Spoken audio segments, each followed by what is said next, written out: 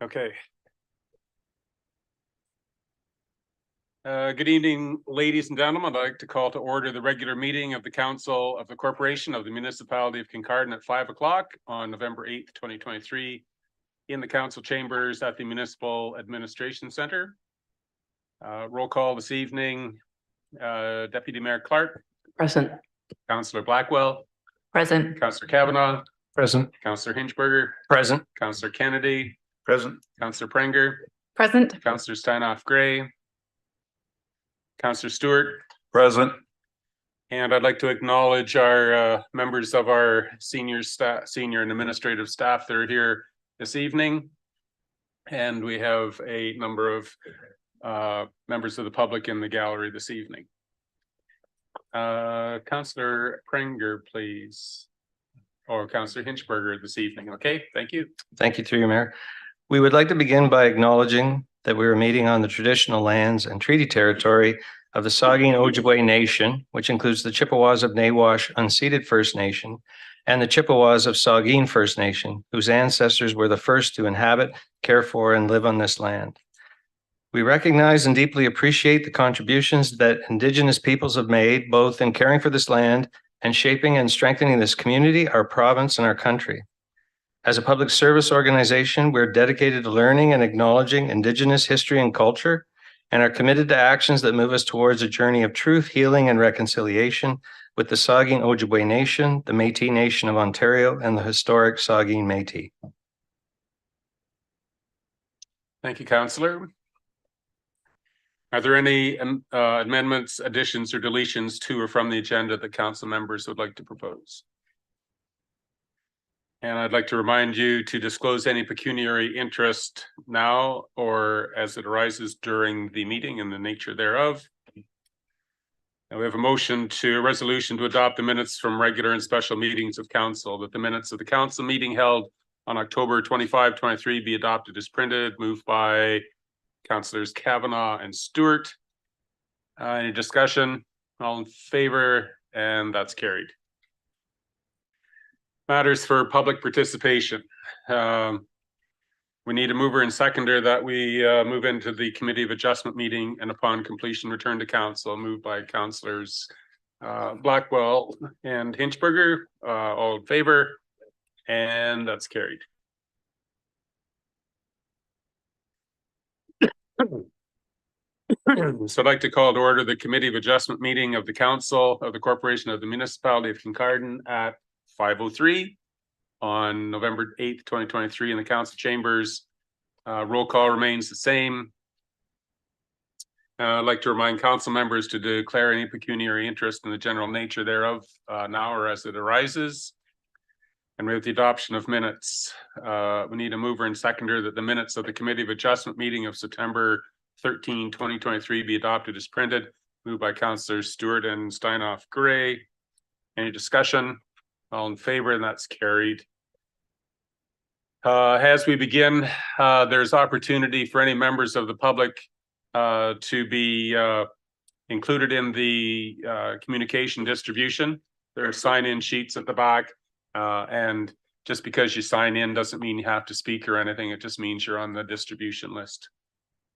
So we have two applications this evening. The first is from Ahmed Arb from 27 Red Cedar Drive. And I'd like to invite Dave Wallwood to explain the report and the recommendation, please.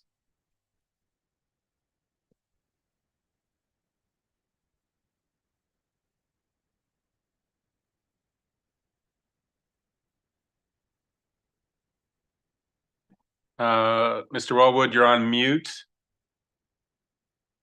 that better? That's much better. Thank you for joining sorry us. about that. So thanks for having me, Mr. Chair. I will briefly go over this application because I know we have a lot on the agenda.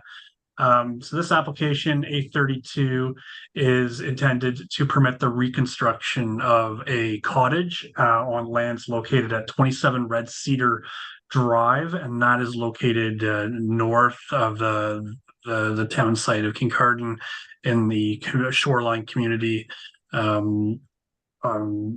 And so the cottage would have a reduced front yard setback of 1.58 meters, and that's in place of the existing setback of 1.57. So it's a slight improvement from the existing setback.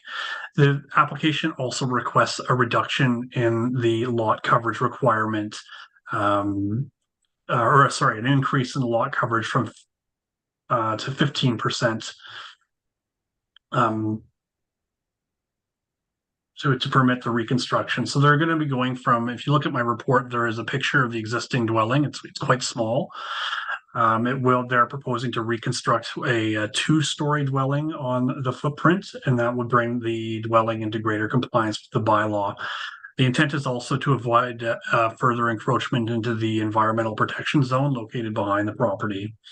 I mentioned a second ago, the property is in the secondary communities designation in the Bruce County official plan. On the second page of the report, you'll see an aerial map kind of just showing the location of the existing cabin. Red Cedar Drive is a private road. It's a year-round maintained private road.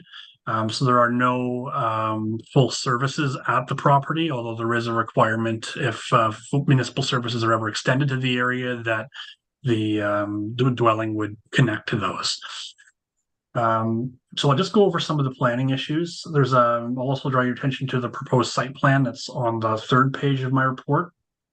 So I'll talk about the two planning issues here are really natural hazards and cultural heritage and archaeology. So the lands are located adjacent to, or partially within, the natural environment designation in the Kincardine official plan, and rear portions of the lands are located in the EP zone, and that's reflective of the presence of the dynamic beach hazard behind the property. So that's an area where there is potential for erosion and flooding concern or hazards. The proposed reconstruction of the cottage would be entirely outside of that hazard. It would be in the portion zone residential 1-P. Because the only part that's within the EP zone is where they're going to reconstruct the existing septic system. SPCA has been circulated the application, and they're okay with the application.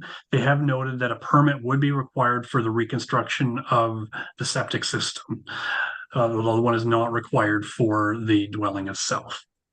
So provided the applicant seeks approval from SPCA for the installation of the septic system, the proposed development would be considered consistent with the provincial policy statement and will conform with the official plans. The other issue here is cultural heritage. So there was a archaeological study done, both a stage 1 and a stage 2.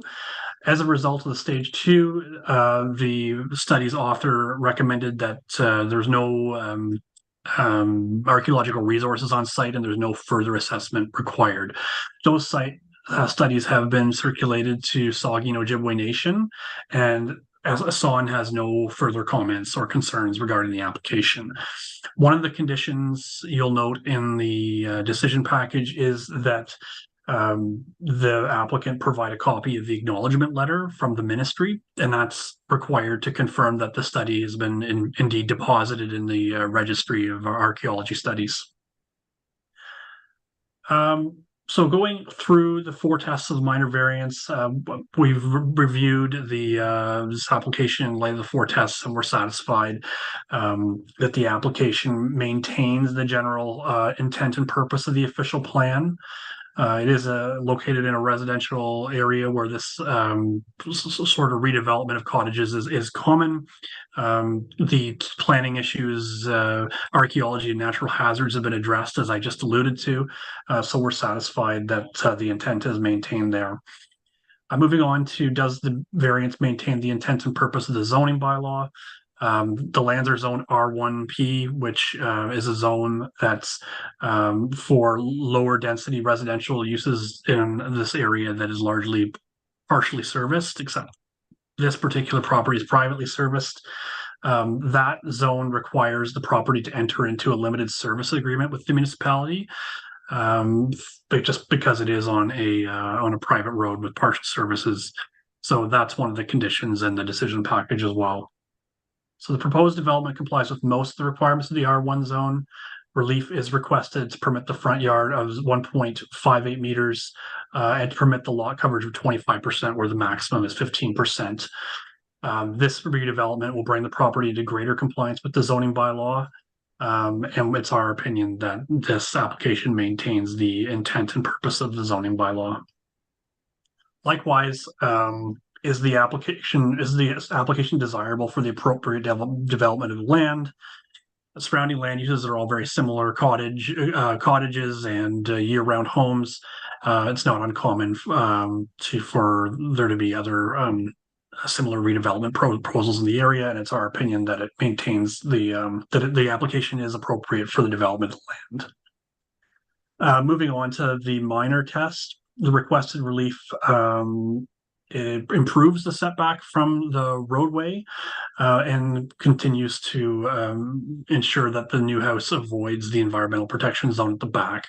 Saugeen Valley Conservation is willing to issue a permit for the reconstructed septic system, so it is our opinion that the variances are considered to be minor. We have received some comments. As I mentioned, SON has no concerns with the archaeology. The building official has recommended that a sewage disposal report be provided, so that's included as one of the conditions on the decision package. They've also asked that the owner seek relief from the minimum required septic setback from the EP zone, so that's been included in the proposed decision. Also, the infrastructure and development manager has noted some concern with the proposed location close to the road allowance. However, does acknowledge that it is slightly further back from the existing cottage. So that's acknowledged in our report as well. I've made note of SVCA's comments, so I won't go over those. There was one comment from the neighbors who are concerned with the potential impact of the proposed development on their property. They note a disturbance of a potential termite issue on the property and are concerned with the impacts on roots of trees. So there's no provisions in the zoning bylaw to restrict character of the proposed dwelling, and variations from the requirement of the bylaw can be considered on a case-by-case basis by the committee.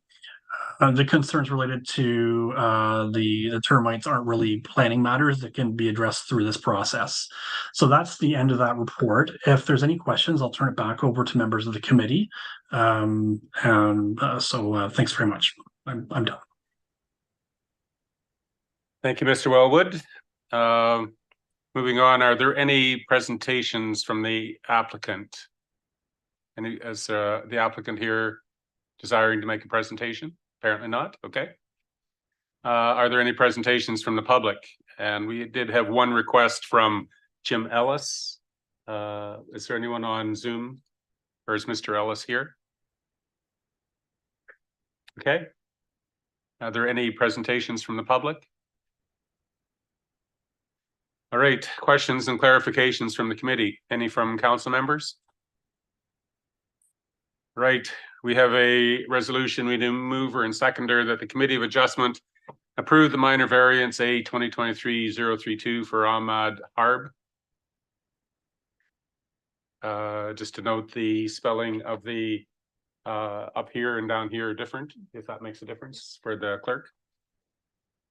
For the property described as 27 Red Cedar Drive South to permit the reconstruction of an existing single detached dwelling with a front yard setback of 1.58 meters, lot coverage of 25%, and relief from the EP zone provisions to permit the installation of a Class 4 residential septic system subject to the conditions on the decision sheet. Mover and seconder, Deputy Mayor Clark and Councillor Kennedy. Is there any discussion? All in favor? Yes.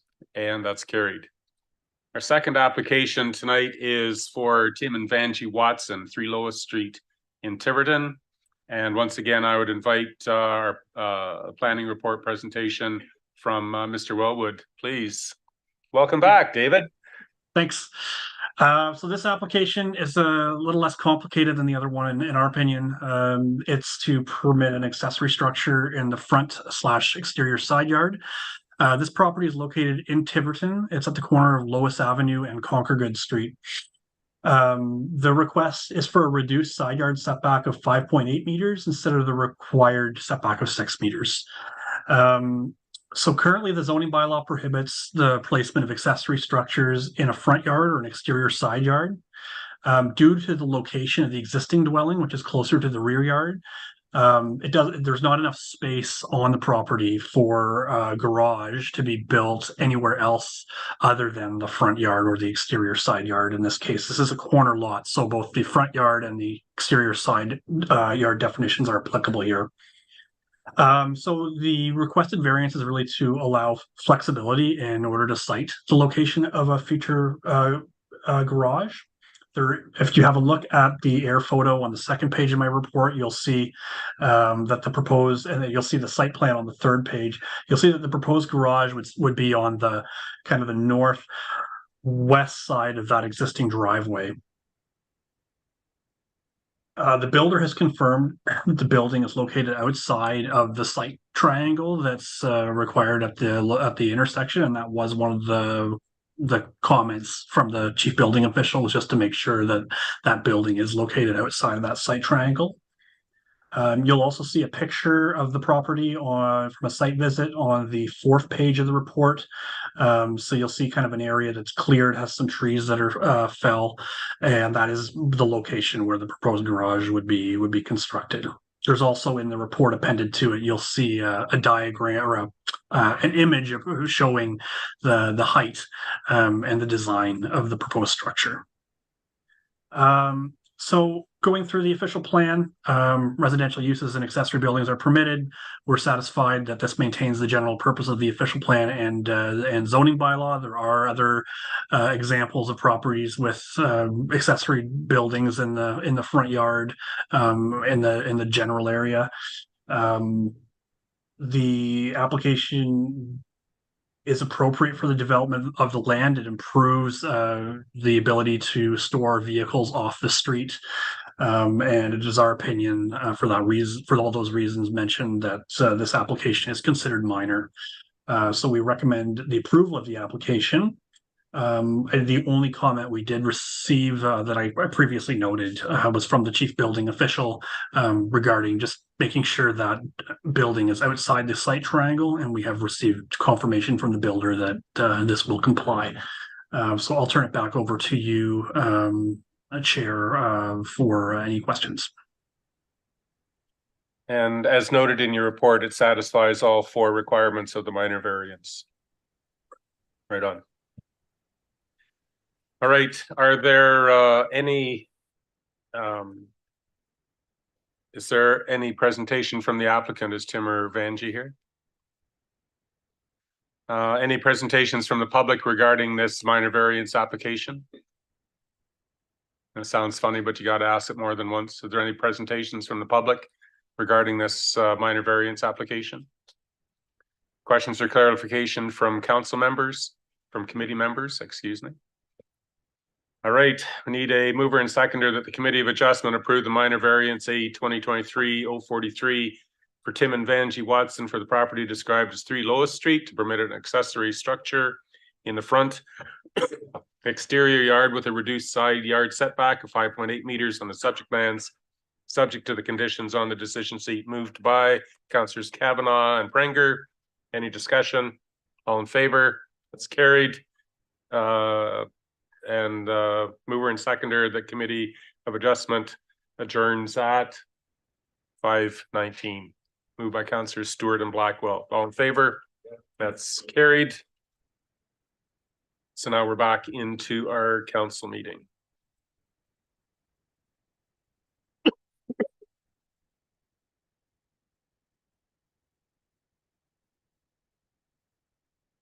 All right, our first public meeting tonight is for Braymark Homes, Maple Street. Once again, the sheets are at the back there for signing if you would like to be included in the distribution of information. So I'd like to ask our planner, Karina Smith from Bruce County, to explain the report and recommendations, please. Thank you, through you, Mr. Mayor. So the application tonight is from Braymark Homes. They are proposing a residential subdivision and a zoning bylaw amendment. The parcel is located in Tiverton, and it is currently within a residential designation. There is also the northern portion of the property is within the natural environment designation as well, but there's no development proposed in that particular area. The lands are currently zoned planned development, and so the applicant has submitted, along with the draft plan of subdivision, a zoning bylaw amendment to rezone the lands from planned development to a residential 3 zone with some special provisions relating to relief that they require for setbacks and height and for a couple of other reasons. So the applicant is proposing a townhome development. There's 46 units proposed in total. 8 of those units would be freehold units and are proposed on an expansion or extension of Maple Street. And the remaining units would be proposed in a condominium format, and that would be on a new private road that would connect to the Maple Street extension. The applicant has submitted studies in support of the application, which include a planning justification report, functional servicing and stormwater management analysis, as well as a traffic study. The applicant's agent is on the line today, and understand they will be making a short presentation as well for you today, so I won't go into too much more detail. But just to note that in addition to what is shown in my report before you today, the applicant has retained their traffic consultant to provide a response in terms of some of the comments that had been provided by the Ministry of Transportation as well as municipal staff in relation to the expansion of Maple Street. And there is currently a draft revision to the emergency exit proposed in the form of a cul-de-sac, which is shown. I believe there was another attachment to your report showing a proposed cul-de-sac. So that is in response to some of the comments provided. That is under review currently, and I believe Cuesta will speak to that further. But that concludes my report today. I'm happy to take any questions.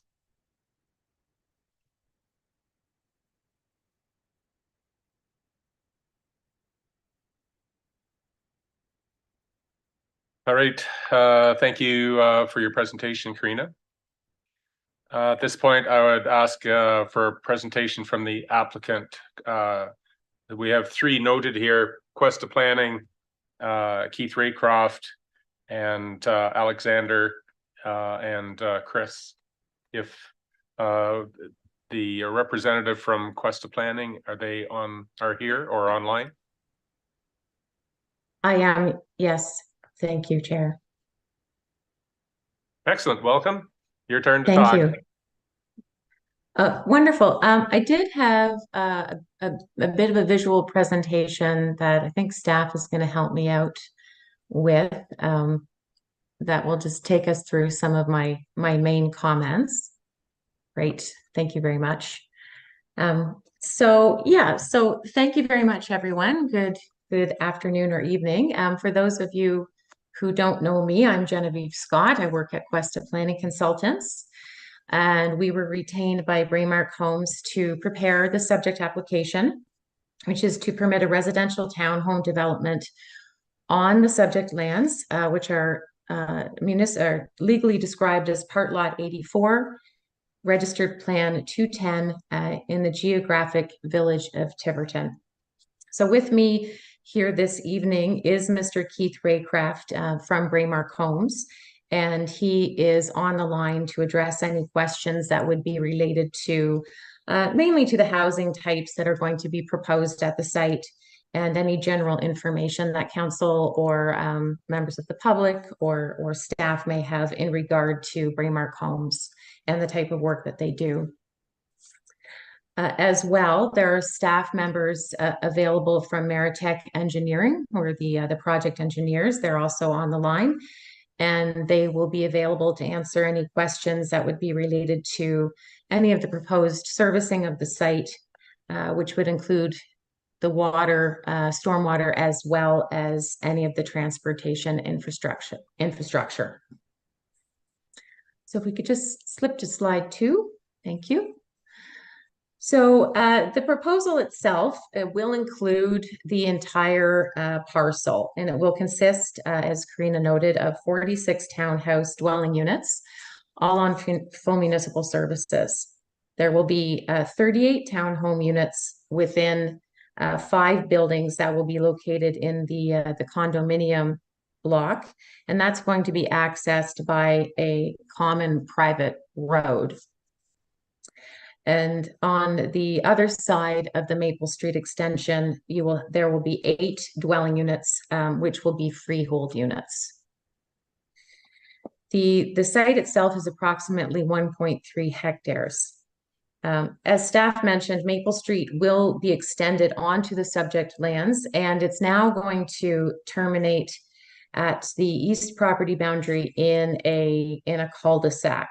So just to give a bit of background in regard to that development, during pre-submission consultation as well as following submission, we've had a number of discussions related to the Maple Street extension with municipal staff primarily, looking at the feasibility of opening and widening the unopened Mance Street allowance in order to connect with Patterson Street. There were a number of discussions held with municipal staff, and following that, Braymark Homes did have a discussion with the neighboring landowner to see if they could potentially purchase some lands to widen Mance Street.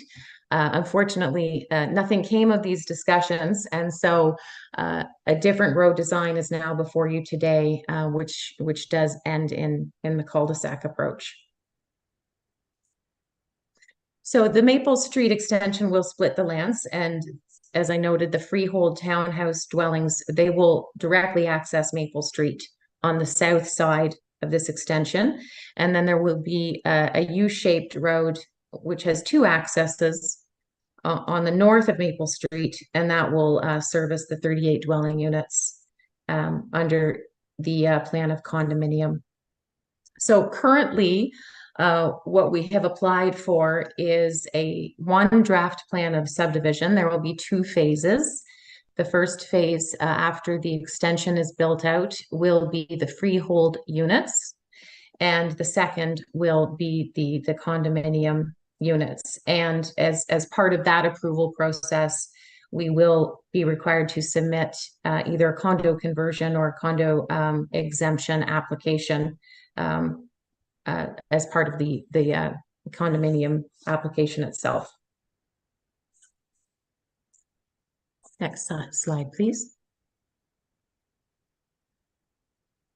So just very quickly, the subject lands are in the southeast area of the village of Tiverton. And the parcel itself abuts Maple Street to the west and 2 unopened road allowances to the east.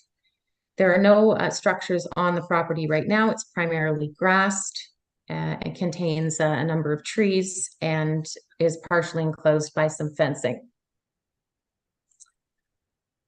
Lands to the west contain a mature subdivision, and lands to the east are located in a historic grid-based road layout. And again, on both sides of the parcel, it is primarily residential uses.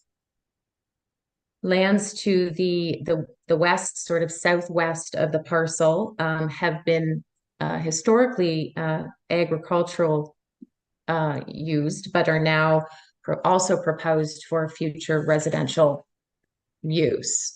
North of the parcel is Nile Creek, which is a tributary of Tiverton Creek, and then northeast of that would be Highway 21 and some commercial uses.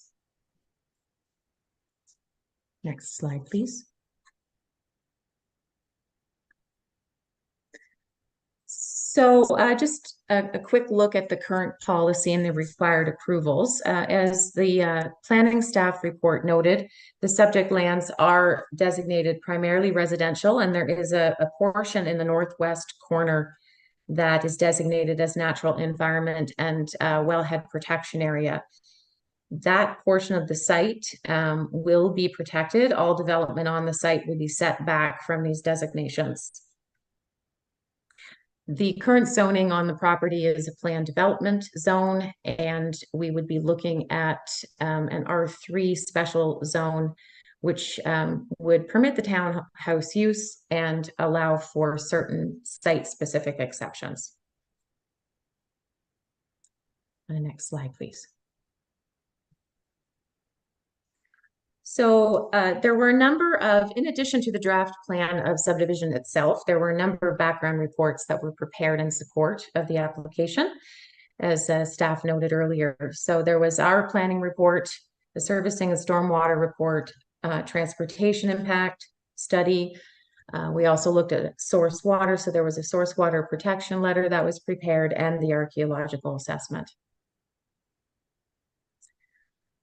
As just quickly, as part of that that background consultation as well, we did have discussions with Saugeen Valley Conservation Authority, and just wanting to ensure that the subdivision had appropriate setbacks from their regulated area as well. So that was established prior to designing the subdivision.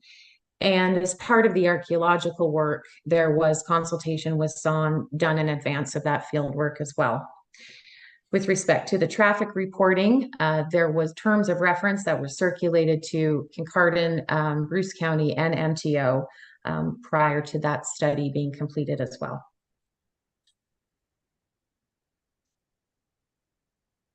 So some of the key policy considerations that we took a look at in our own report, I'd like to take a look at right now.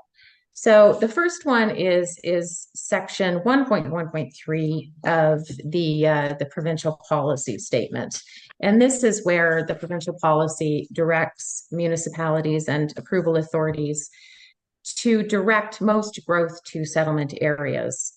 And also to encourage land use patterns in settlement areas that will efficiently use land and resources and are appropriate for the existing and planned infrastructure. Next slide, please. So the first thing that we looked at in that regard was with respect to servicing of the site. So there was a conceptual servicing and stormwater management report completed by Meritech Engineering. And this identified a number of works that would be required to service the development. So looked at water for domestic and firefighting use, as well as the sanitary services and stormwater management. So in regard to servicing, it is proposed that there's a connection be provided along the Maple Street extension, and there will be an additional loop on the private condo road. 2 hydrants will be installed. One will be on the Maple Street extension itself, and one will be at the opposite end of the private road loop. In regard to sanitary services, these will also be extended to connect with the existing infrastructure at Patterson and Mance Street.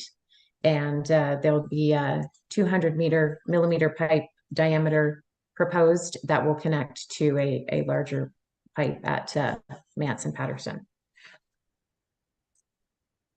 Next slide, please. So the next thing that we looked at with respect to provincial policy considerations, relates to transportation. And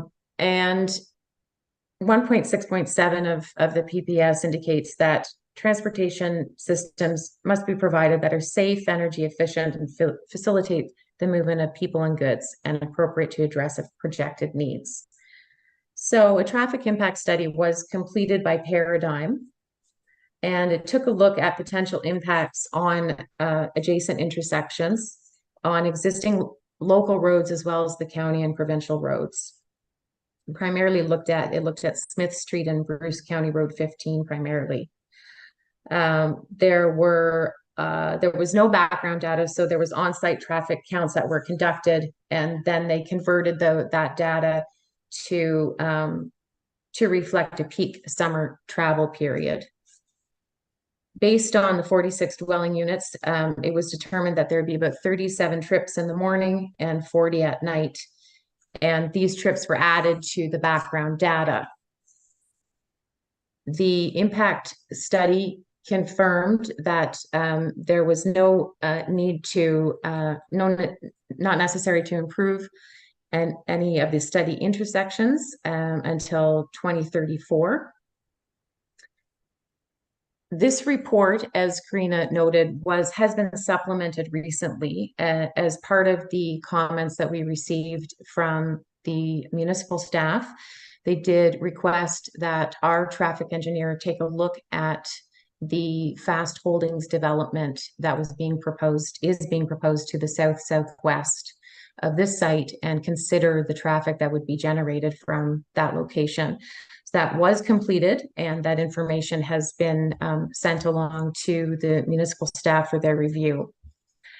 That addendum report did conclude, again, that there were no additional improvements recommended as part of this proposal. It is my understanding that there will be some new stop controls at the Maple Street and Smith intersection recommended as part of the Fast Holdings development. And this will also serve to benefit the subject proposal. Next slide, please. So we also took a look at water and stormwater as part of this proposal. So the PPS directs that that stormwater management mitigate risks to human health, safety, property, and the environment. And with respect to water, planning authorities shall protect, improve, restore the quality of water by protecting municipal drinking water supplies. So in regard to stormwater management for the property, if I could just have the next slide.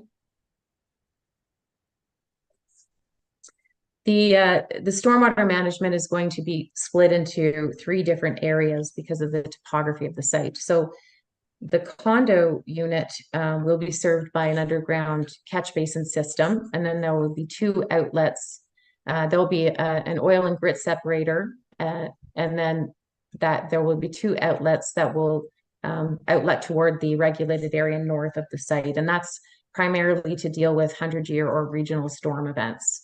The design of the catch basin system itself is intended to drain the stormwater within the limits of the condominium block. In regard to the freehold lots on the other side of Maple, the front half will drain into the stormwater pipe extension that will be on Maple Street, and the back portion will drain toward the south. With respect to the source water protection letter, there is a well number 2 north of the site, which does provide some of the municipal water for the village. And so basically as a precautionary step, the Braemark Homes decided to engage GM Blue Plan to prepare a source water protection review letter. And so what that review recommended was limiting the impervious surface at the site to a maximum of 80% of the total area. And that has been incorporated into the development. There will be an impervious surface of 73.6, which is less than the recommendation of the source water protection letter. Other threats that were considered or generally considered are snow storage. The snow storage will be located appropriately and of a size that reduces any type of threat to the wellhead protection area. Another thing that's generally considered in these letters is the type of servicing, private versus public, and in consideration of the fact that this parcel is on full municipal services, it's not considered to be a significant level of threat to the well. So all of those policies have been satisfied. So finally, one of the major policy considerations is with respect to housing policy. So the PPS directs that planning authorities shall provide for an appropriate range and mix of housing options and densities to meet projected market-based and affordable housing needs for current and future residents. And this proposal will offer a new housing type in the Tiverton area with the back-to-back unit style. And this offers a more affordable option for people entering the market as well as people who are downsizing. And the proposal will assist the municipality in meeting its medium density housing target needs as identified in its official plan policy. Next slide, please. So in conclusion, the proposed development is an opportunity to repurpose a vacant parcel into a medium density residential development. The county, as well as local policy, is supportive of increased housing options within primary settlement areas. The development has regard for provincial interest, as well as being consistent with the provincial policy statement. It conforms to the Bruce County official plan, as well as the residential policies of the Kincardine official plan. Thank you very much, and I'm happy to answer any questions at this time. Thank you very much for your presentation. Very thorough. At this point, we have opportunity for presentations from the public, and I'm wondering if there's anyone from the public who would like to speak to this presentation. So welcome. When you get to the lectern there, if you could just say your name in full for the public record, please, sir. My name's Ward Cox. I'm a resident of Tiverton. I've been there since 1978. I am just adjacent to the proposed plan. My location is 14 Smith Street. It is just opposite of the proposed, well, Webster Street extension, if there's an extension into that plan from Webster Street. I guess I've only got 5 minutes, so I got to rush through this, I guess. So the use of that property has been a horse paddock since '78. It was originally owned, I think, by Norman McIntosh. It's been sold through the years. And finally, the last we knew, it was bought by a numbered company. There's approximately 100 trees of mixed anything from the old apple orchard of Spartan russets and some varieties I don't know. There's cedars along with the fence line. There's maple, plum, hawthorn, black walnut, just to name a few. The lay of the land from my lot towards north, towards Nile Creek, you have an elevation drop about 8 to 10 feet. So I'm unsure what the building property is on the plan. So that's quite a drop. Saugeen Valley Conservation seems to deem that the property has a floodplain on the, excuse me, the north end, since the lot that would be 8 Smith Street has been deemed floodplain and is vacant, and has been vacant since inception of that subdivision. Also, if you start doing, I know there was hydrological studies, but if you start excavating on that property, there's a good possibility of springs because of history of the subdivision that's already there. One of my concerns is what happens to the snow removal. Yes, I know it was mentioned there, but nobody ever said where the snow was going to go. Is it going to go into Nile Creek? That's the only property left. That's the only thing left on that property. Pickup of school children. Presently, all the school children that I know on Smith Street walk up to County Road 15, which is north. It's quite a walk for a lot of the kids. Traffic, yeah, there was a traffic study done, but I don't know if the consideration was taken for the other subdivision, which was mentioned prior, which is south and west of this development. I'm not too sure where all the all your figures come from, but I think we're going to have a lot of problems on that area. You've got one way in and one way out of this development. I'm not too sure if you've had any input from the fire department as such. We also wonder how many of the trees are going to be removed. Is it going to be all the trees? Because you've got a lot of land there that is going to be used up for property. And there's not going to be a lot of green space. And by the way, where is this green space that's supposed to be in the village? You've got the subdivision on this side, this one, and the other subdivision. Where's the green space in the village? There is none. The unopened road allowance is mentioned. If you look at the site plan of the county, it's now deemed as Saugeen Valley. That's Bent Street and Webster Street. They both have a stamp on that. The height of the units, nobody's told us yet. The drainage system, we have all clay soil there. We know what clay soil is like. That's why the lots on Smith Street and Maple Street were 100 feet wide because of drainage. Fencing, since they're going to be a 3-story unit, what's the privacy for the people that are on Patterson and Smith Streets, especially? I don't think there will be any. So that's my presentation. I hope it didn't use up any more than 5 minutes. Mr. Cox, thank you very much for your presentation. We do appreciate that. Are there any other presentations from the public? Yep, so come to the microphone, state your name for the record, please. Hi, I'm Sarah Cato.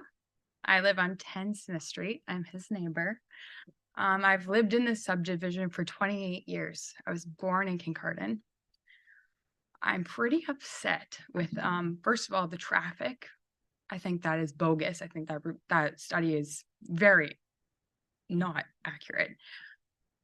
With Bruce Power, we all know the traffic in and out of our town is already insane. There is a park in our subdivision. There already should be speed bumps there. What has been done about that? If you update, there's going to be 2 new subdivisions, one with 1 outlet for both of them. Both proposed has 1 in, 1 out, all on Maple Street with a park there. My kids, I just had a kid. I'm bringing my kid up in a rural community. I don't want to have to worry about them going out front of their house to play at a park. I also don't think it's very appropriate that it's a 3-story. We're gonna have no privacy in our houses. You're driving down our housing prices. You've said no to a community center. Where are we all gonna meet? I just am very upset because I know we are heard, but nothing will be done about it. They'll go through. So that is all I have to say. I'm not 5 minutes. Sarah, Actually, to add something. Oh. We've been trying to build on 2 Sarah Street, which is 8 Smith Street, for years. We have not even been able to build a deck in that floodplain and in the yellow hazard, which they have a road on. So I think that is complete garbage. Do I need to be a millionaire and pay somebody off? Like, do I need to be a developmental person? Do I need to be a number? excuse on me, a- Ms. Cato, that's Okay. inappropriate comment, so. Sorry. I'm just heated. I don't mean it like that. I mean, no disrespect. I just mean that I have been trying to do it. So it's very frustrating watching other people come in and be able to do what I cannot do. Thank you, Ms. Cato. We appreciate your comments. Are there any presentations from the public or from the public? Yes, state your name, please. Hello, my name is Jonathan Budd. I'm a resident of Tiverton. I live at number 20 Stu Street, Smith Street. And my question for everyone is, how do 3-story condos represent the character of the village of Tiverton? I don't see any of those anywhere else in our village, and I don't know how this proposed development is in line with the methodology and the philosophy of how we're doing development. That's all I got to say. Excuse me, sir, could you to spell your last name for the record? We want to make Certainly. sure we're accurate. My last name is Butt, Bravo, Uniform, Tango, Tango. Thank you. Thank you very much. Are there any other presentations from the public? Yes, Ms. Newsham, would you come and tell us what your name is? Thank My name is Sandra Newsham and I live at 16 Smith Street. So I back right on basically to the middle of this development. I understand that development was going to happen back there eventually. I get that. 3 stories, not happy about it for the same reason everyone else is, that they're gonna clear cut. They're gonna put up 3-story buildings and they're just gonna overlook us. Is that the future that's happening in Kincardine? Yeah, it is. So I'm hoping that at some point, this council can put a stop to that and lower those heights. I see that there's gonna be homes back there, but I don't think they have to be 3 stories. I'm pretty sure they're gonna put in 8-unit condos, and whether people agree or not, they're going to fill with contractors. Contractors are needed in this area. I understand that. Right across the street from me, there is a home that was bought and sold, and at any given time, based on the cars and the comings and goings, there are 8 boarders in that one house. They are no problem. They're respectful, they are clean, they are tidy, they are model neighbors, but there's still at any given time 6 to 8 of them. 2 lots over, the next lot is empty. The next home also is a home that is rented to contractors. 4, 5, 6 vehicles at any given time are coming and going from that driveway. So it's a very good possibility that these condos, given that Bruce E is going to go eventually, that these are going to be filled with workers. So your traffic study of, and I can't remember because it was quick, but 40 trips in the morning and 36 at night or vice versa is so incorrect. If each one of those condos has 8 units and there's 5 of them, you just start doing the math on that. So that's one point. Another point you touched on is you have a spot for snow removal. I'm not sure where you are located.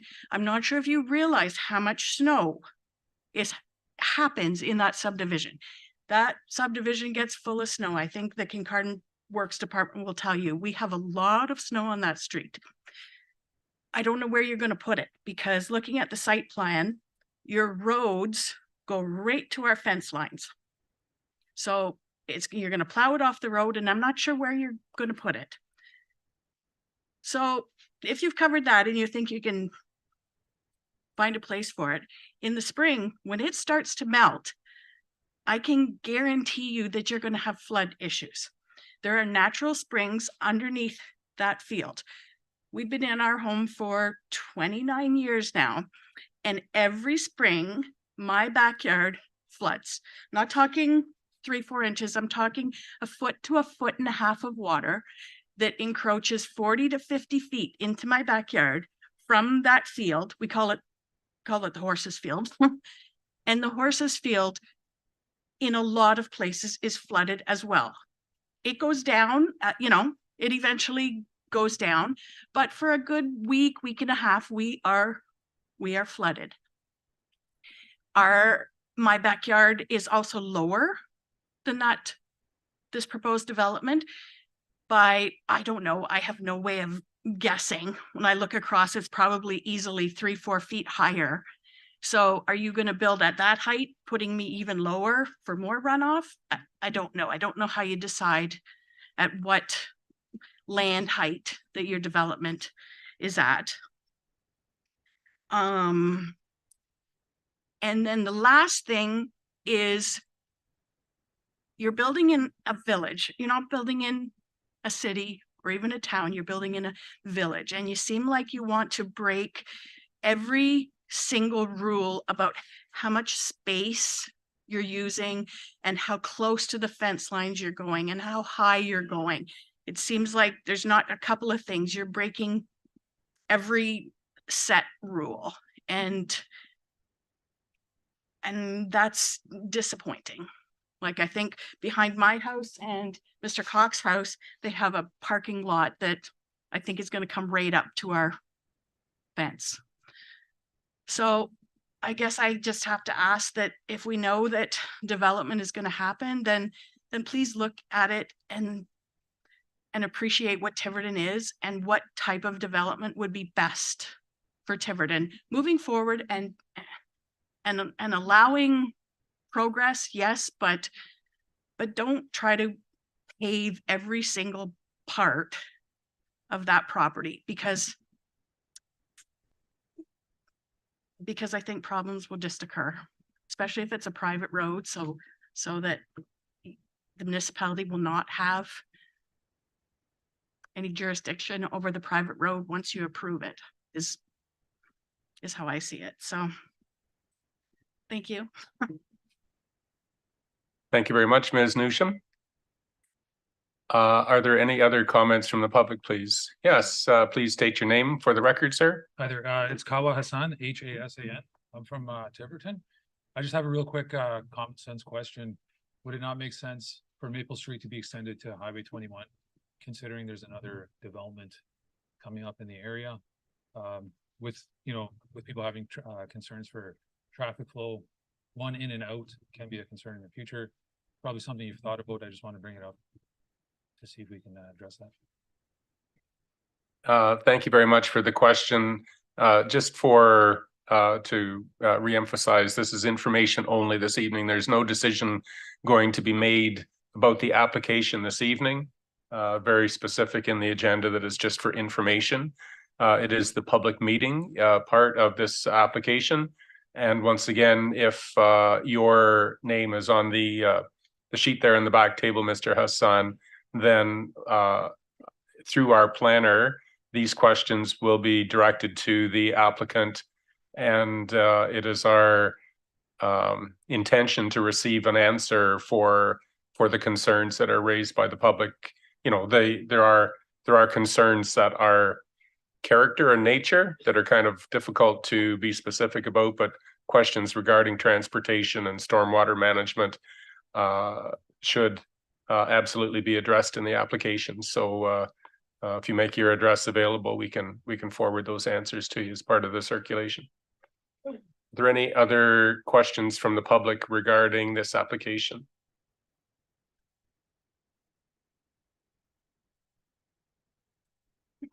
What is the timeline, like in general?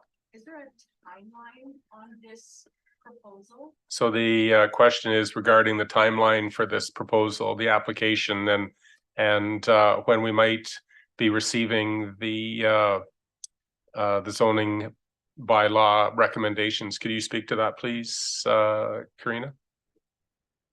Yes, thank you through you, Mr. Mayor. So there are legislated timelines as it relates to the processing of an application. With respect to this specific application, part of that will be outside of the legislated timeline requirements, in that the questions and comments that we do receive tonight through the public meeting will be taken back, discussed with the applicant. There may potentially be need to update reports and the design of the development, depending on what those discussions ultimately result in and the recommendation moving forward. So the timeline in terms of when a report would return to council, I can't say for sure at this point. It would be at a time when municipality and county staff feel that it would be appropriate to bring a report back, or the applicant is looking to move the application forward and feels they've submitted the necessary information to address the comments from this meeting. So it would be within the next few months, I anticipate, but again, depending on the number of changes that are required to the plan. Will there be public notification of the, will there be distribution, the same as for the public meeting regarding that event, or will it just be published through the agenda process for the municipality? Typically, it's published through the agenda process with the municipality, unless there's major revisions to the application, which require circulation to agencies and the public again. Thank you. Are there any other questions from the public regarding this application? No, thank you. No. So we now go to the committee for questions, and keep in mind that that our council is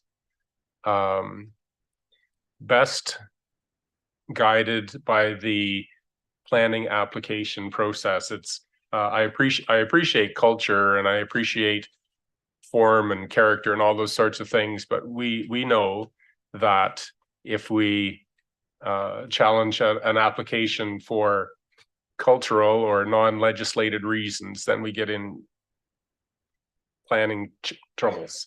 So as you're able, ask questions that deal with the technicalities and the legalistic part of the application. I'll afford some leeway, of course, but questions from the council. Councillor Steinhoff Gray, please. I'm afraid I have a few, so I'm gonna start with one. Yeah, we're then gonna we'll get started first. So one thing I will say, because one of the comments made by Sarah Cato there really triggered something for me, and I really do want to know how you came about that 37 trips number. I know I might be getting confused because obviously there's multiple developments on this agenda, but I do remember seeing a traffic study from 2020 to 2022, which was during the heart of COVID when we had work remote, and we've now been obviously a return to work. So a lot of people that weren't traveling are traveling. And to the point about contractors, like even on the corner of Ray and 21, there's a house there that I can't actually see around to get out when the cars are parked in front of the house because of how many renters are there. So I really want to know where the 37 trips came from, because I would expect multiple vehicles for each of the 44 units that are making trips. So I really want to understand that, because I don't actually think it's representative. And I know that you're adding in the other content from the other development, but I would also say that if you're considering the fast folding development, you also have to think. Just let them answer the first question. Okay. And then I'll let you do one follow-up, and then we'll go to a different council. It's in line. It's just Yeah. the Karn development is going to be huge off of Ray Street, which is all funneling into a general geographic area, including the extension that is being put in for Barrie construction. So we're like basically doubling the population of Tiverton. So I want to know how we plan on making sure that those narrow roads can sustain what we're doing. Excellent question. So if we could go back to Ms. Scott regarding the justification of traffic flow calculations. Well, I will try and get a better, more thorough response for council in that regard from the traffic engineer herself. But it's my understanding that when she was, or Erica Bailey, who was the representative from Paradigm, our traffic engineer, developed terms of reference. Those terms of reference were reviewed by the municipality as well as County of Bruce Roads Department and MTO, and those expectations and how she was going, the calculations would have stemmed primarily from those terms of reference. So if you've got 46 units, they'll probably take a percentage of what they would imagine coming out in the morning, as well as peak trips coming out based on the unit count itself. I would imagine that's how she determined those number of trips, but I can check with Paradigm and confirm that information for council. Councillor Blackwell, you had a question? Yes, thank you. Through you, I have a couple as well. One of the questions, you actually brought it up in your presentation, was provincial planning policy 1.667, which discusses stormwater management. And it talks in there about maximizing the extent and function of vegetation as well as low impact development. I'm just curious a little bit with the percentages you provided, 73.6% of impervious surfaces. I'm wondering how if you could speak a little bit to how you see how well that actually fits with the 1.667. Certainly, I will actually ask our civil engineer to respond to that comment if he can, Mr. Trugritz. Thank you. Through you, Mr. Chair. It's a great question, and it's something that we struggle with, to be blunt with you, on a lot of our projects in rural areas where the soils are not conducive to a lot of the low impact development strategies that can be very effectively utilized in areas where the soils are sandy or even gravel. I live in Cambridge, and some of the larger developments in our area don't even have a stormwater management pond. The soils are so permeable that we can simply treat the water to make sure it's clean, and it almost disappears. So when we are faced with tighter sites like the one that we're looking at now, with the geometry sort of defining what the function is going to look like, and when we know that the soils are not going to permit low impact development, then we also have to struggle a little bit on the technical side with how to manage the stormwater. So the previously submitted servicing and stormwater management report shows the sort of the first go around at a functional stormwater design that seeks to control the runoff from the site more than infiltrate it. At its very root, low impact development seeks to infiltrate the water to get rid of it rather than to store it. And when the soils are not conducive, that option is more or less taken away from you, whether you like it or not. So our design will use a couple different methods to store water on the site before controlling it and releasing it to Nile Creek at peak flow rates that are less than its current state as a paddock. What that means is that the developer is going to be forking out a decent amount of money in order to produce a design here that actually controls that runoff. I'm more than happy to answer any follow-up questions if that didn't fully answer the question. Thank you. Councillor Hinchberger, please. Thank you, through you, Mayor. I've got a couple, just the first one in my turn. I just want to confirm what I heard about, and it relates to the member of the public's comment about opening up Maple to Mance and hence to 21. Did I hear correctly that the proponent of the project attempted to endeavor to acquire land in order to widen that road allowance and open that? Is that correct? Yes, it is correct. So there's been a lot of discussions back and forth with the municipality right from the beginning about how we wanted to handle the road extension. We initially had a design that just showed the possibility of a hammerhead and then having pedestrian access, not vehicular, but pedestrian access along Mance Street. There was also discussion about opening it up fully, but the issue primarily from municipal staff's perspective was Mance Street simply doesn't have enough width to accommodate some of the servicing that would be required. So as part of some of those conversations, Mr. Keith Raycraft and Brett Cormier of Braymark Homes, they did reach out to the neighbor to the north of Mance, east of the subject lands, to see whether or not there might be an opportunity to purchase a small portion of land to allow for a sufficient widening of the Mance Street allowance. Unfortunately, that wasn't successful, and so we're looking at the cul-de-sac option at this point in time. Now, there is an opportunity for the municipality to, if that is a desired outcome, that Mance Street is built out eventually, there is an opportunity for an expropriation, but that's really the only alternative at this point. Thanks. Councillor Steinhoff-Gray, do you have another question? Okay. Thank you. Through you, Chair. And this is a question, I think, partially for our county / our own staff as well as the developer. But one of the concerns that I had, and I'm going back, sorry, I'm opening my notes. There's a couple concerns that I had, but when we look at our wells, and I'm trying to look at it here, but we had a report showing that we have already overcommitted ourselves by 265 cubic meters per day. When you go back to the report from BM Ross that was provided to us in June of this year.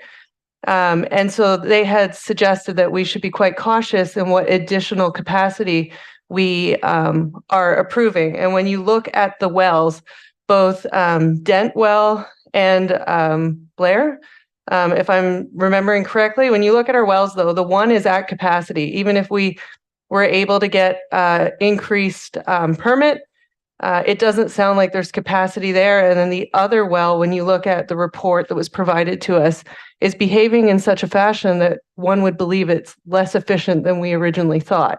So we're having, I'm not confident about the capacity in our village systems, especially in conjunction with the other development and the other developments that are coming in. And I think they're going to come in a lot faster. So I don't think we have like a long runway. But once we as a municipality commit to this, we've committed to it. And then we have to figure it out, potentially through the tax base, but we have to figure it out. So I would very much like to understand what that expectation is. And one other thing that goes into that question, when you look at where we don't meet the fire flow restrictions, Cameron Street, Stanley Street, North King Street, where we're like lower capacity than expected, that's in quite close approximation to these two developments. So I would like to understand how we factored that in, because there is a lot of demands coming on and we haven't built it. So I want to know what the end is in mind before I go approving things. Thank you. Through you, Mayor Craig. So one thing I think that I'd like to make sure that council takes into account at this point, you're looking at, whether it be the fast holding subdivision, so a draft plan of subdivision, or a planning application, or just simply a development proposal before you.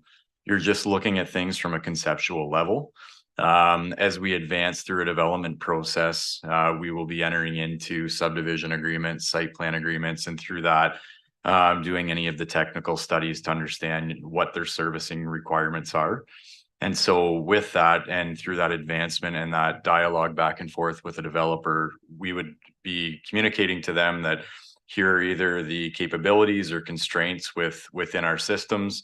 And in order to advance and be able to allow you to build out what you're hoping to do, you're going to have to undertake, in conjunction with the municipality, X set of upgrades to our system to be able to accommodate that.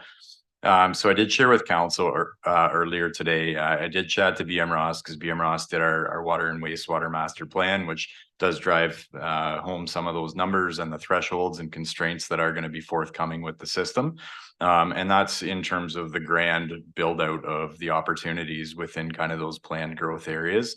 And so the projection in that, I believe, I can't remember the date offhand, but we're looking approximately a decade out in terms of some of those thresholds being significant concerns in terms of what BM Ross has shared in that. So what I'm stating with that is that we have time to work with developers. Developments are not gonna, we're not gonna see a Fast Holdings come in and develop 200 lots in Tiverton in 12 months time. So we're going to be able to work with them in terms of staging developments and then enhancing or upgrading our system. The other piece that that I did share with council as well, and that that the manager of environmental services and I hope to bring back to council in December this year, is essentially a follow-up report to previous discussion at the past budget deliberation around what does the future of Tiverton water supply look like, essentially. And so that's driven from a couple things. One, capacity requirements. Two, the existing well conditions. Three, does it make sense to continue on a well network, or should we be connecting to the pipeline that's back into the Kincardine system? So that report will be before council in December, and we're hoping that will feed into the next budget deliberation process as well. So that way we can help guide council in terms of what the best decisions are in terms of even just municipal investment on what we have to address currently without development opportunities. So long way to answer the question is that we'll work concurrently with development processes and build into agreements with them any upgrades that are required and their share of costs to do such. Councillor Blackwell, you had another question? Yes, thank you. Through you. It's kind of a follow-up question. There was a comment made in response to my first question around the soil and the choice to use significant infrastructure to manage the stormwater. I'm wondering if soil samples have been actually taken at that site, and whether a potential amendment to the design to include more permeable surfaces would actually reduce or better meet the current level of soil samples that have been done. such as like using one road versus the U-shaped road. Well, I'm not the planner, but that's not our, I don't think that that's our choice to make. That's the developer gets to propose that. And Karina, please. Yes, I'd actually perhaps ask the engineer. They do have options, and there are policies in the official plan that would speak to the provision of stormwater management and looking at designs that are most appropriate for the site. So we can certainly take that back and have those discussions with the proponent, and unless the engineer had something to share at this point in time.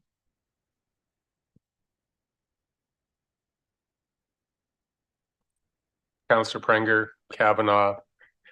Oh, okay. And before that, a smart engineer guy who's going to talk about permeable soil. I only unmuted. I'm sorry, through you, Mr. Chair.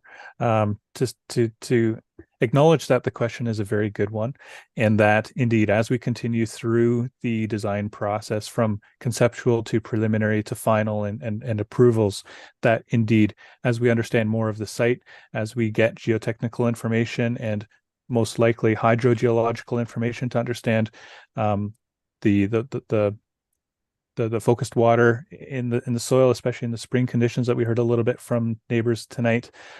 As we go through that, then we will be able to refine our stormwater management design to take advantage of certain things that we find, or to respond in a way to negative parts of what can happen. So if the hydrogeological study finds that over the course of a year that the water level is indeed at ground surface or above ground surface, then the chances of us trying to force water into the ground in an infiltration system are nil. You can't force water into water.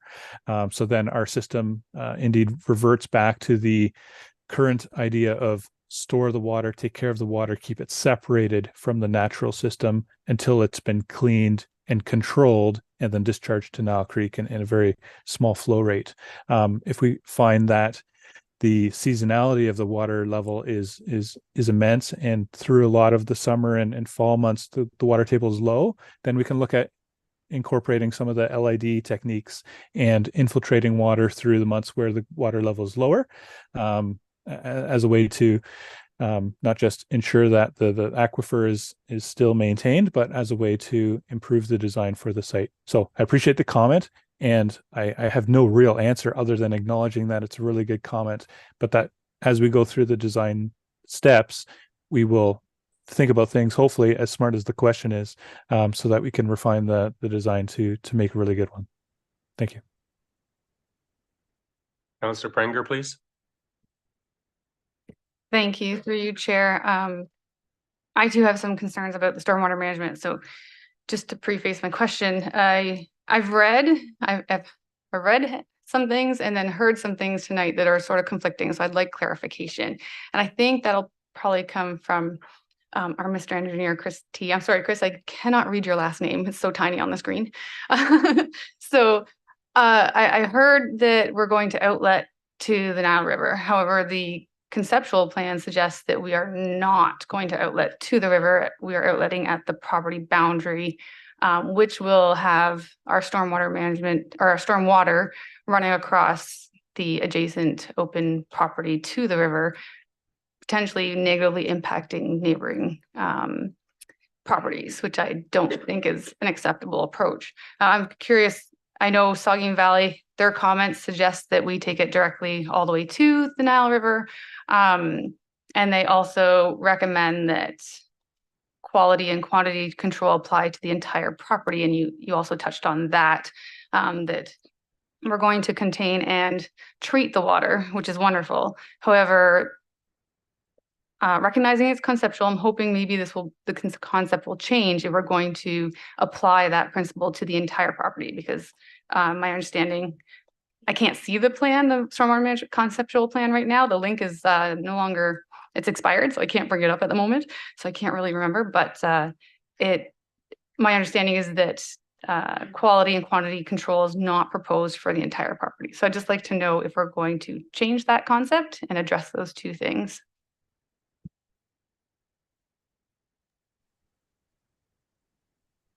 through you, Mr. Chair.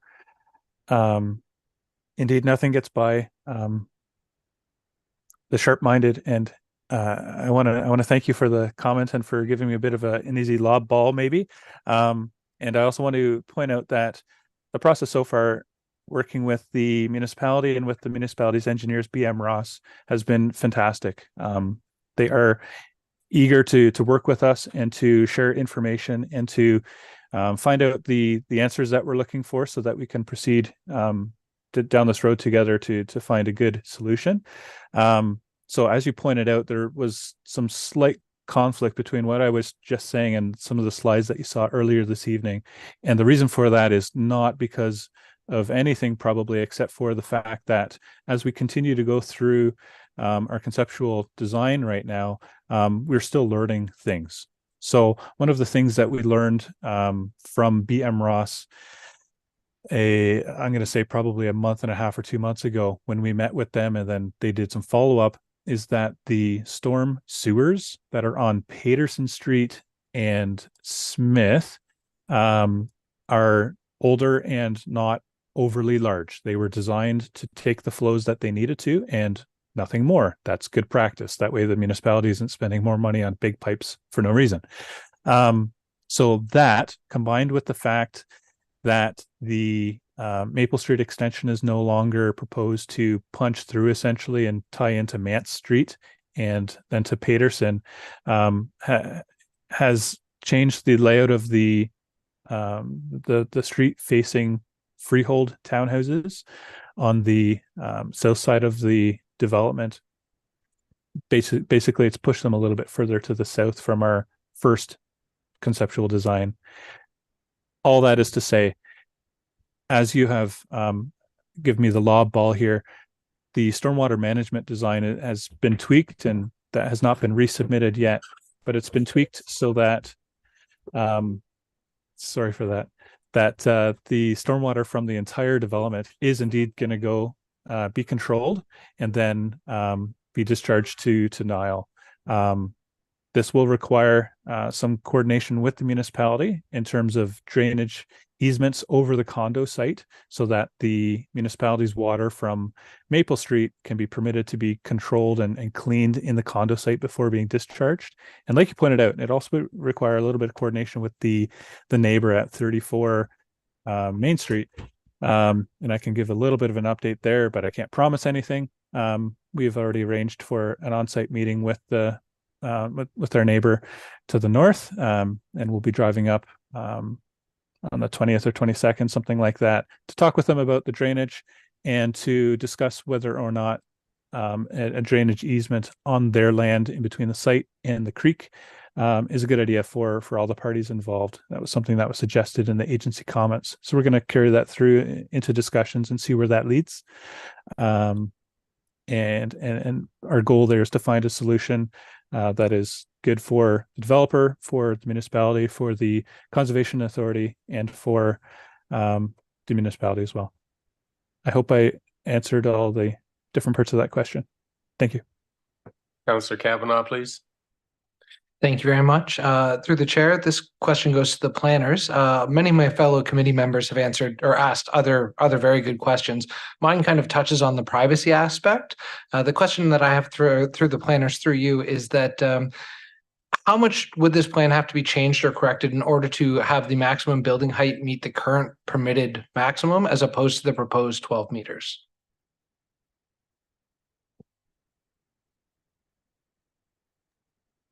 Is that the sort of answer that you can get back to us on? Would you like me to answer, Karina? If you know the answer, you're Sure. welcome to. Yes. So the maximum building height currently is 10.5, and we have requested 12 meters. And Mr.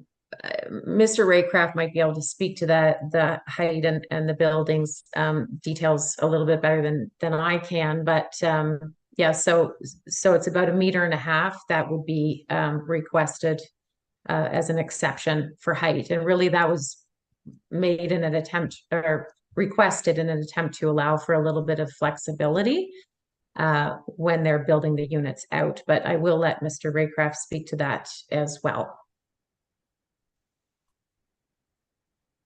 Yeah, through you, Mr. Chair.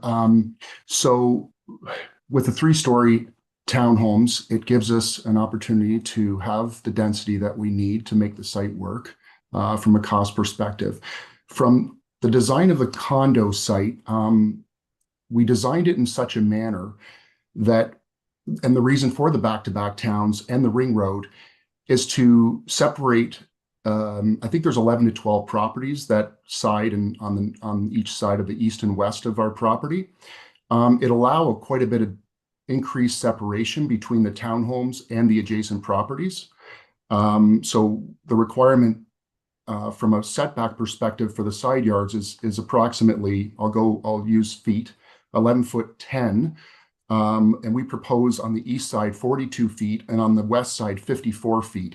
So we've increased those setbacks significantly for, some increase in so-called privacy. The building height as it stands would be to the roof line, not to, we'll call it visual perspective from the upper floor. We'd also probably we haven't done a landscape plan at this point, but we'd probably be introducing some perimeter privacy fencing around the perimeter of the site. That would probably be a requirement anyway. So there'll be some privacy there as well. I hope I've answered that question. Councillor Hinchberger, please. Thank you. Through you, Mayor. It's related to Councillor Kavanaugh's question. In that, there's the table in the report, it talks about minimum dwelling unit floor area, and for the condos, it's 41 square meters. And I keep punching into a calculator, and that tells me 400 square feet. So is that to be read on a per story basis or in total? And if it's total, I was wondering how you get a 3-story, 400 square foot condo. Tight.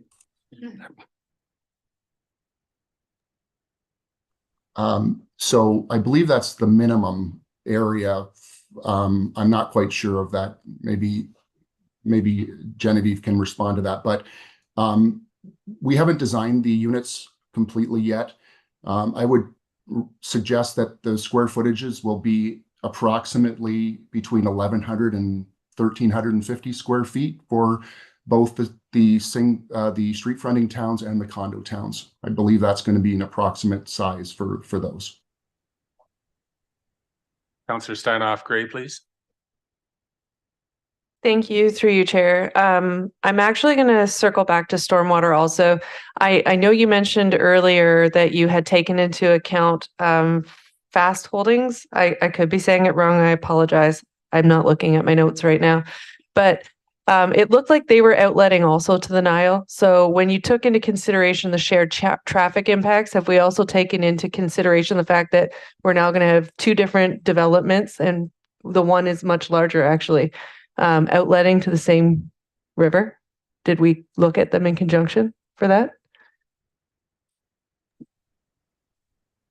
Thank you, through you, Mr. Chair. So each development proponent is required to meet certain provincial and municipal standards as it relates to stormwater release from their site. And so it is based on what they are controlling for their site. And so impacts, there should be no negative impacts to the receiving system, which would be in this case Nile Creek for the Braymark site, and Tiverton Creek, which for the Fast Holding site.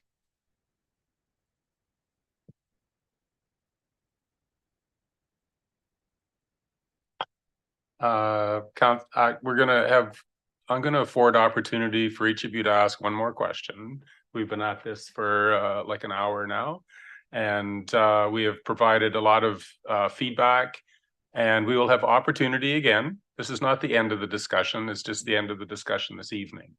So I will afford each of you an opportunity for a question, and if you would like to take advantage of that, you can, and then if you don't want to, then we'll move on to the next application.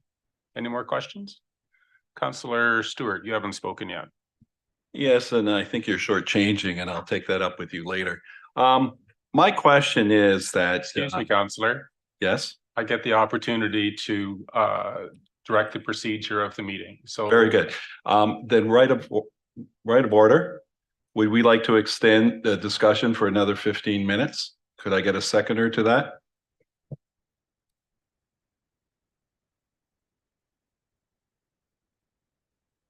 I'm sorry, the point of order that you're raising is not included within our procedural bylaw to extend discussion on a particular item on the agenda.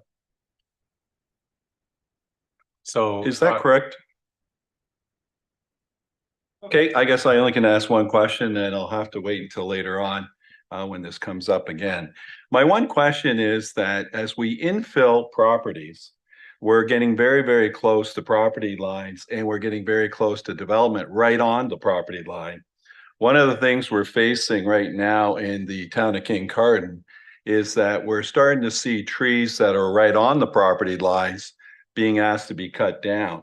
So I'm hoping that, you know, the planners and everything else are planning to do a tree protection construction plan to look at all those trees that are all on those properties to make sure that we're not going to cut them down, make sure that the easements are far enough away to allow the services to go in. So those trees along the property line to those, 12 or 15 neighbors will remain. Thank you very much. Councillor Blackwell. Thank you. Through you, one of the statements that was made in the presentation was that the back-to-back townhouses are a more affordable option. And I just wanted to clarify with the planner or the development proponent of, are they intending, when they use that word affordable, to actually use the affordable as defined by the province, or just stating that it's a lower cost than other forms of development? Yeah, so yes, so it would be a lower cost development and construction for back-to-back townhomes versus standard townhomes. So with the reduced cost and the amount of density that we're looking for, we can make them more affordable. The street fronting towns will be a little more expensive, but the back-to-backs would be definitely less expensive. Affordable is you know, a tough one to answer because in this day and age with mortgage rates, not much is affordable, unfortunately.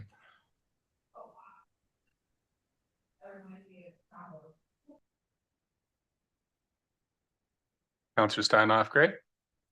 Okay, thank you through you, Chair. This is more directed towards Adam, but I actually, this is a general messaging, like, I think that there's a lot of things we have to be considering, like holistically from an infrastructure perspective with the way the village is shaping and changing based on these development requests. I know I've heard the concept of a bypass floated around. There was also some recommendations in that BM Ross report.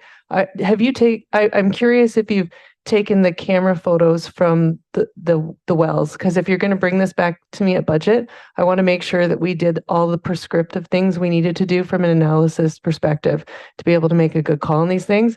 So have you done the actions that were recommended to us through the duration of this report?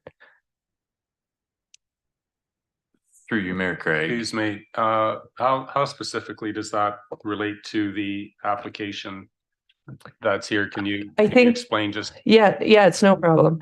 So for me, my understanding, and I take it really seriously because of Bill 23, because there's no right to appeal for the public. So I have to ask the right questions. And so for me, we already have a lot of traffic in the village. So there's a lot of comprehensive pieces that I think we need to be looking at in conjunction with our developers to make it better. So maybe considering the bypass as part of this with all the expanded traffic that we're putting in that could divert the Bruce Power traffic coming through Tiverton. Like, I'm suggesting that we should look at this holistically because we have the time. We're in our first stage of information gathering. So I guess I'm leaning towards the information I want to see so that I don't slow down this process. And if you want to rule it, would you like to respond to that, or it is a comment well taken? Okay. Thank you for your input tonight. Karina, would you like to comment, please? Just a comment in terms of appeal rights. So members of the public would have a right to appeal on the zoning bylaw amendment application, but the appeal rights on a subdivision, which is also before you today for information purposes, would be more limited. So I just wanted to make that clarification. All right. So thank you for just as the Planners and technical staff have indicated your questions have been pointed and excellent, and I appreciate what you've asked tonight.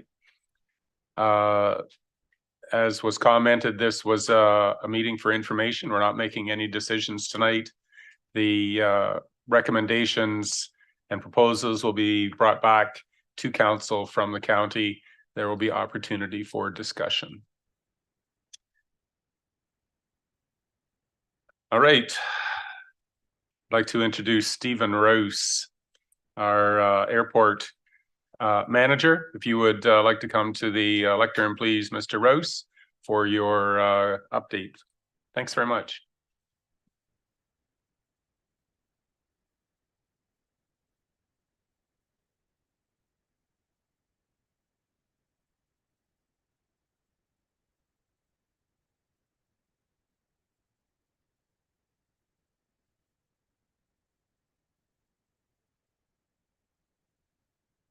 We'll have the bio when Mr. Rouse's report is done, okay? Thank you. Your worship and councillors and staff, I'm Stephen Rouse. I operate Phoenix AMG Inc., which is Airport Management Group. We look after the Kincardine Municipal Airport. I did forward ahead a report for the council to preview, but I will go over a few highlights of some of the items. Mr. Rouse, could I get you to tip that microphone up just a little bit so you're speaking more directly into it? Is that better? Perfect, thank you. Good. So since I started, our company took over in April 1st, 2019, and we've seen some different improvements to the airport that were needed. We did crack sealing on the runway, north-south runway, 0523, which runs along out from the municipal office here. And that those repairs have worked out very well and have stood up over the past few years. And we expect those to last quite a few years yet. We do the day-to-day paperwork for the airport and keep things in compliance.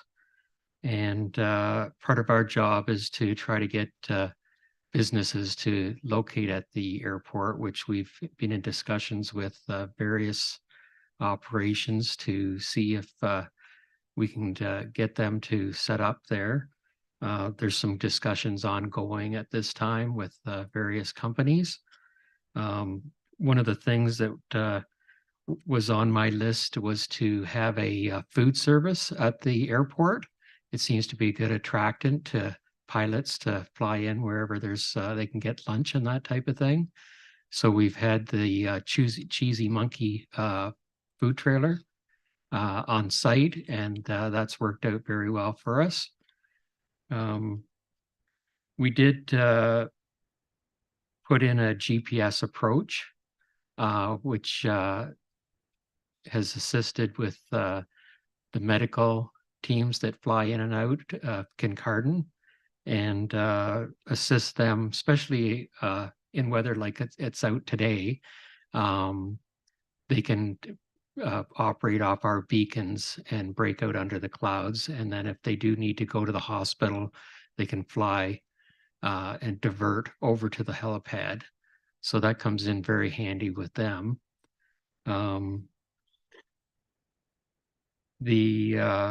Some of the events we had in the summertime, we've had the Walk the Runway, which is something new for airports to do. We get the general public out and we fundraise for some of the local charities and the food bank, and people get to talk to the pilots that assist us in that event and explain some of the things that are along the runways, like the wind socks and why are the lights different colors and that type of thing, and familiarize themselves a little more with that. And that's been an ongoing thing over the last couple of years and increased each year. We have an item called the Trillium Fly-In, and it was started by a gentleman when COVID was on, and he wanted to visit his friend. So they flew into an airport and stayed their distance away from each other. And since then, that's caught on. And we've hosted probably the biggest event so far. I think there was close to 40 planes came in, and they get to show each other their airplanes, and we get the general public involved in that as well.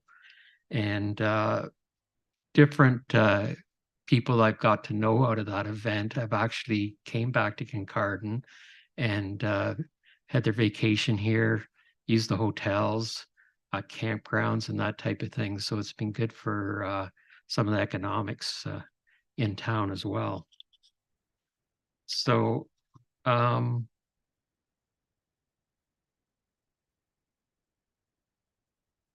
guess I just wanted to introduce myself. I hadn't had a chance to see everyone yet. And if you have any questions, go ahead. Councillor Stanoff Gray, please. Thank you, through you, Chair. When I was reading the reports that were attached, maybe I missed it, but I didn't think you touched on maybe a pilot school that you were trying to get off the ground. I was curious how far along that concept is. Training school, thank you. Yeah, so we have had discussions with 3 different companies that operate a ground school, and at various stages, they've kind of fallen apart, those talks. One was pre-COVID, and those companies are trying to kind of recoup back from the loss of revenue that they had there. We're presently talking to another company now, and it's an ongoing conversation. But we do see the potential there, especially with the nuclear plant possibly expanding and more people in the area, that we may get quite a few people interested in aviation. Councillor Blackwell, please. Thank you. Through you, I don't expect you to have these numbers or information off the top, but what I am wondering is you provided us a report with some different numbers of flights and things like that. I'm wondering whether it's possible, I know it won't be able to be exact, but to start tracking a couple figures, such as the number of times that Orange has landed either at the airport or used the approach, the GPS approach. I mean, this is a question perhaps first, and then I would like a follow-up if I can. Do we have both fixed wing and helicopter Orange flights landing in this community, or only helicopter? Most of them are the helicopter, and it depends on whether they need fuel or not, whether they come into the airport. But I was in touch with Orange, and they shared their data with me. So up to the end of September this year, there was 29 flights in and out of the hospital, and 1 fixed wing aircraft through their business landed at the airport.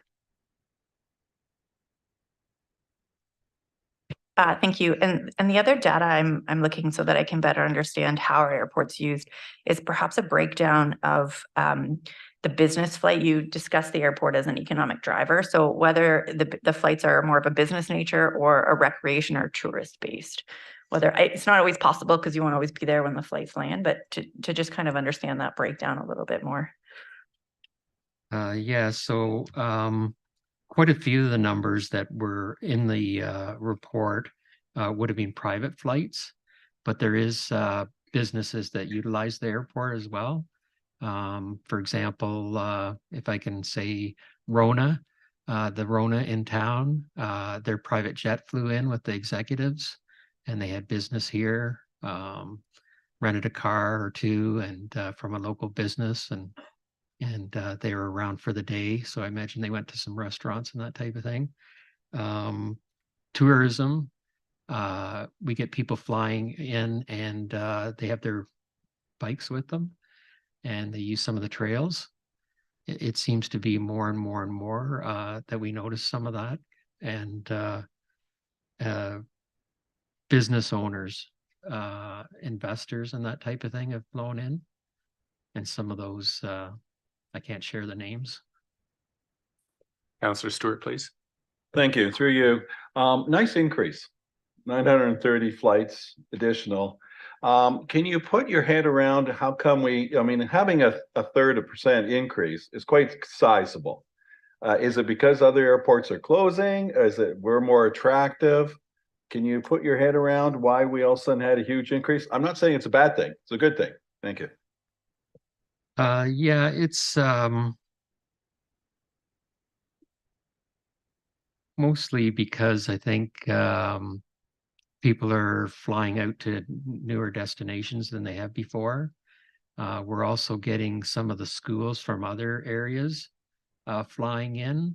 And one particular thing is I know a lot of people from farther destinations through schools and have asked them to use our airport for cross countries and that type of thing. So they may be flying from Montreal through to Sault Ste. Marie or something like that. So so those people fly in, they stop over and perhaps buy fuel and top their plane up and maybe grab some lunch while they're here. Mr. Rouse, thank you for your presentation and updating us on our airport activity. Thank you. It's good to 5 minutes.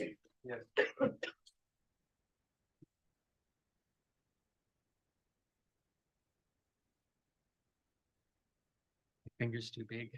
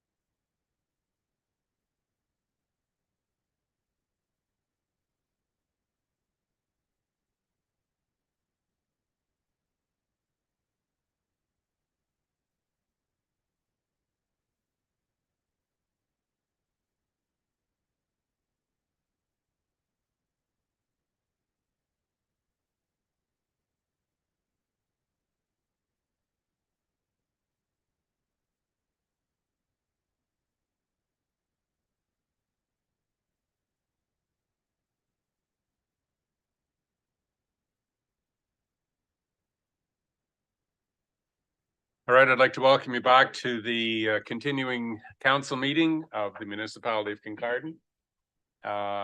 We're moving into some staff reports.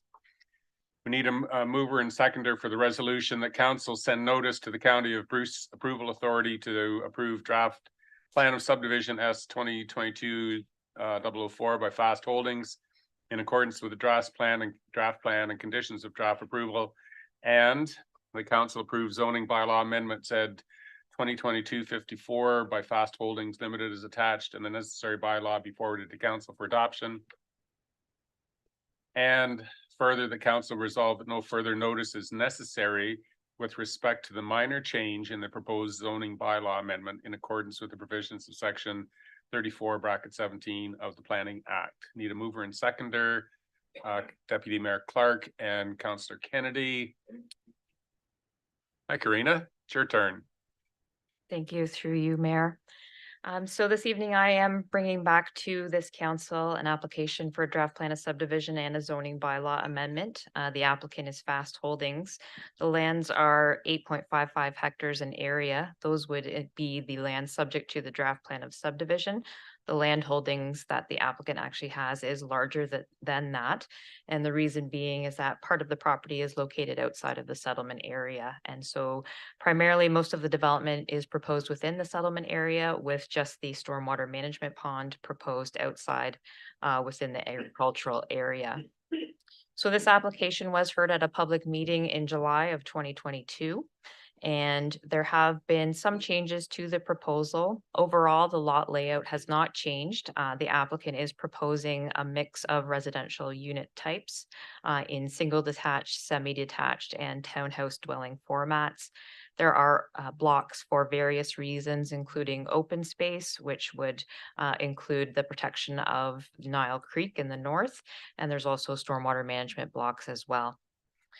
The biggest change to the proposal since it was brought before this council previously does relate to the stormwater management conveyance block. Specifically, typically those blocks, including the stormwater management facility, would be deemed or deeded over to the municipality. In this case, because the applicant is retaining some of the agricultural lands that are currently outside of the settlement area, we did have discussions as to whether or not it made sense for the conveyance easement or the conveyance block that provides that servicing connection between the settlement area and the stormwater management pond, if that would make sense at this point, being either in the ownership of the municipality or having an easement over it. So we did land on the easement as the best option, which would address the municipality's concerns, but also the county's concerns in that deeding that over would fragment the agricultural lands, at least in the interim. And so as part of the zoning, it did require update. So you will see that there was a change to the zoning. There's wording in the current zoning bylaw that if there is a parcel to be retained that has multiple zones on it, they are to be treated as essentially separate lots. And so because the applicant is looking to retain the agricultural lands outside of the settlement area, and it would be separated by the open space zone for the stormwater conveyance block, they would essentially have two agricultural parcels. And so we just, for technical reasons, need to recognize that in the bylaw. So that was the change to the zoning bylaw from what was previously shown to council. Overall, the intent has not changed. It's just addressing those technicalities with the language in the bylaw itself. But overall, the applicant has met the policies of the county and local official plan, and they have demonstrated that they will satisfy the zoning bylaw intent as well. And for that reason, we are recommending that this council approve the zoning bylaw amendment and recommend to the county that it approve the draft plan of subdivision. That concludes my presentation, but I'm happy to take any questions.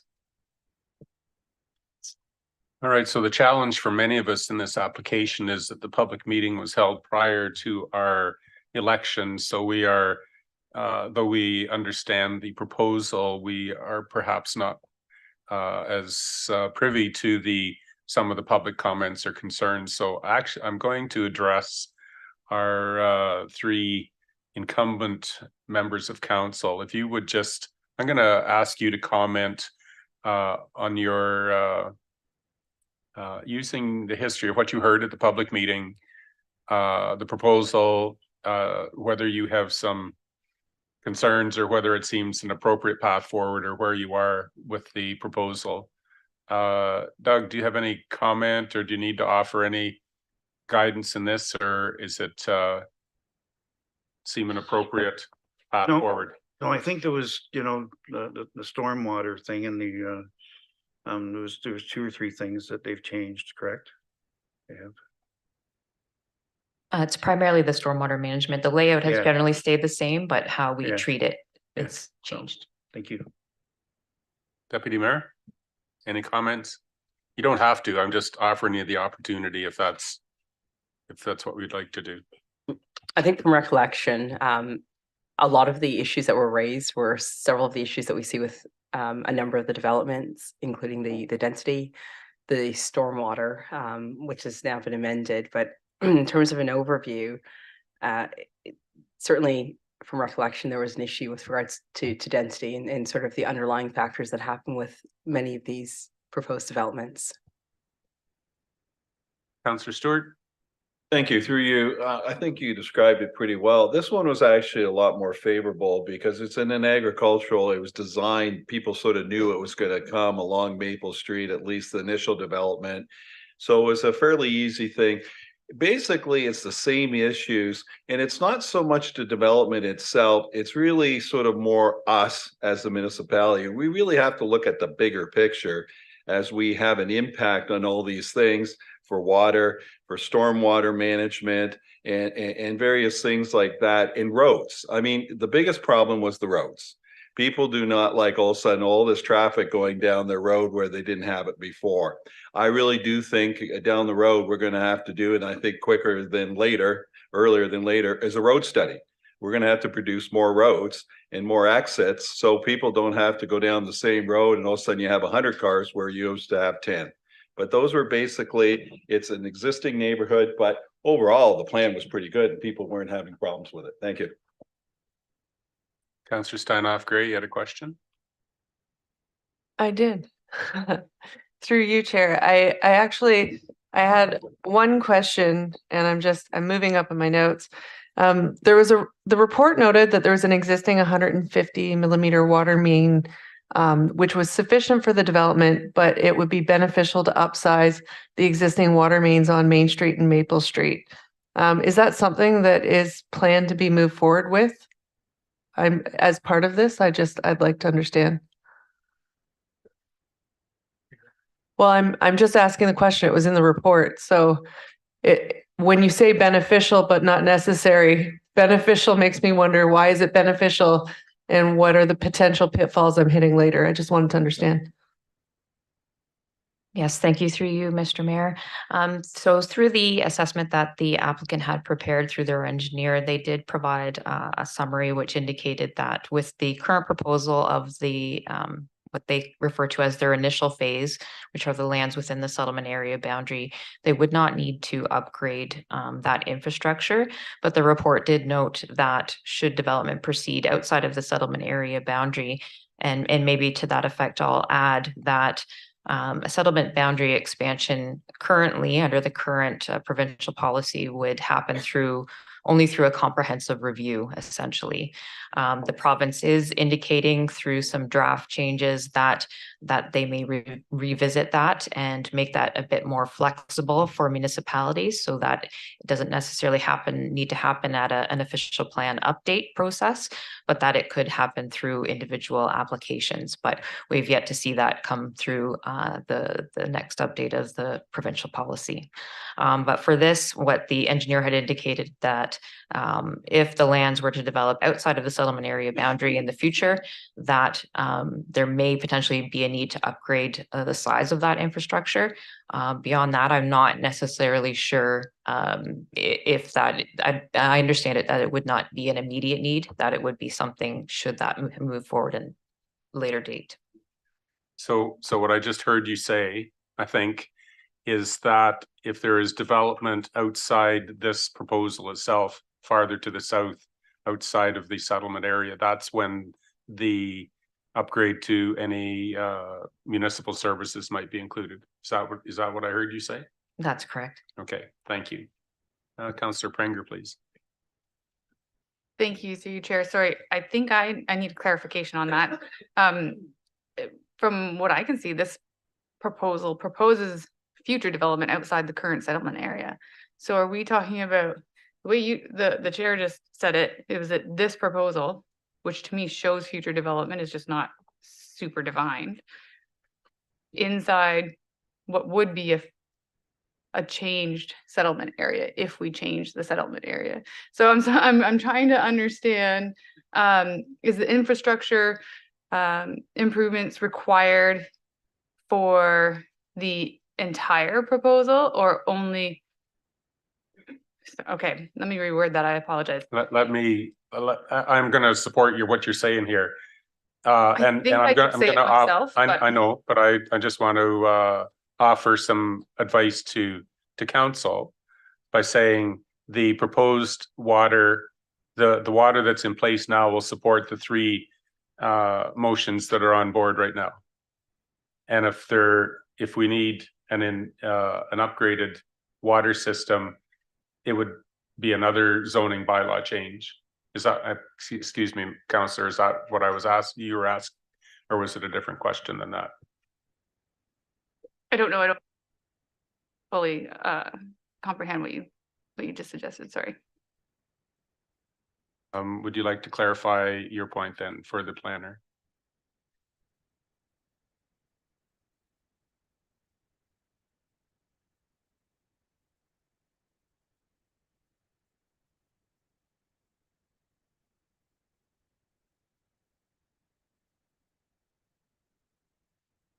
I guess I heard a couple comments, and so to me they were conflicting. So I would like clarification. The development that's proposed right now stops the current, like what they would develop now stops at the current settlement area. But there is potentially the stormwater management is outside the current settlement area, and they want to develop the rest of that portion that it's showing future development, which is outside the current settlement area. If we do that further development in filling between what's currently proposed and the stormwater management, is that when infrastructure improvements will be required? Or if we go beyond all of this, then infrastructure improvements will be required? Yes, thank you, through you, Mr. Mayor. So the current development can be supported, everything within the settlement boundary can be supported with existing infrastructure. What the applicant has shown in a shaded area as other lands owned by applicant on the draft plan, that is outside of the settlement boundary. And should that move forward in the future, which would require another application that would come before this council, they would potentially need to upgrade the sizing of that infrastructure, but that is to be confirmed at that time. That's correct. Councillor Blackwell, and then Steinhoff, great, please. Thank you, through you, Chair. I'm quite supportive of this development. I feel like they have really worked hard to try and align it to the existing character of the neighborhood in terms of compatibility with single-family homes towards facing the other single-family homes. My biggest concern is the traffic and the potential to connect Maple Street to Mann Street to provide another entrance to this. I think attempting to disperse some of the traffic that we're going to have on Maple and Smith, I really think from a broader perspective, we need to recognize that some of the people in this development will be wanting to come out and turn and come into Kincardine, and some will wanting to go in another direction. So anything that we can do to disperse some of the traffic and lessen the impact on any specific street, I think would be beneficial. So it's less of a comment on the development perhaps, but more on how I think we could support the community that exists when we approve it, or when a decision is made. Councillor. Thank you, through you, Chair. Before I ask my question, I'm going to ask a quick question. Are we not approving it tonight? So I heard you saying when we approve, but I thought we'd be approving it tonight. Did I miss something? We are approving it this evening. We are Okay, sending notice to Bruce Approval Authority to approve the draft. okay, plan thank you for subdivision. thank you for the clarification. So I will ask my next question. And it was just a quick one. And it was kind of precipitated by some of the comments from the galley, I guess we call it. So I would like to understand, we have like a 15 meter setback from the Nile Creek, and they had mentioned a lot of flooding, like the neighbors were mentioning the flooding that comes with that particular creek. And I was just curious where we came with that as a minimum setback and how the plan aligns with with those flooding concerns. Yes, thank you through you, Mr. Mayor. So in this particular application, it was reviewed by the Saugeen Valley Conservation Authority, and they did provide comments based on natural hazards, had identified that there is floodplain associated with Nile Creek and with Tiverton Creek. But specifically as it relates to Nile Creek, they did provide a buffer that was a buffer to the wetland, but also it captures the flood hazard as well. And so the hazard is captured in that open space block with a buffer. The lands will be zoned environmental protection, as will Tiverton Creek and the associated wetland in the south portion of the site, even though that is beyond the current boundary of the draft plan. But they have also noted a slight expansion of the environmental protection area. That was through the environmental impact study that they had done for the site, delineating some of the features and the setbacks required from those natural features. Councillor Stewart, please. Thank you. Through you. Same sort of vein. I'm getting a little worried about, this development stands fine on its own. The problem is that it's adjacent to something called Inver Huron. So as we pour water into Miles and Tiverton Creek, it ends up down in Inver Huron, and then it goes out to the lake. Now, when we had that storm, I don't know if the storm was classified as a 100-year storm or not, but when we had that storm that Monday and Tuesday, the water at Tiverton Creek was about 6 inches below the bridge. So, one of the things that I know it's not up to you, but we don't seem to take a real macro sort of view on some of this. And maybe it's up to us and not up to these plans, but we need to start to take a look at the impact of all these developments going into these small creeks and then ending up before it hits the water into Inver Huron and various other places. And I also wanted to do quality studies of the water. It'd be interesting to do a quality study of what's in the water now and what's in the water after this development, because you're going to get a lot of roads, and with roads you get snow, with snow you get salt.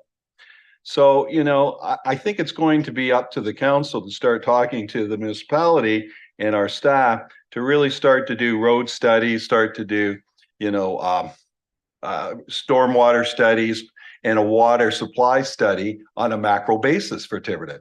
Or we're going to run into problems. Councillor, Anyways, that's enough. Narrow it down. That's broad thinking there.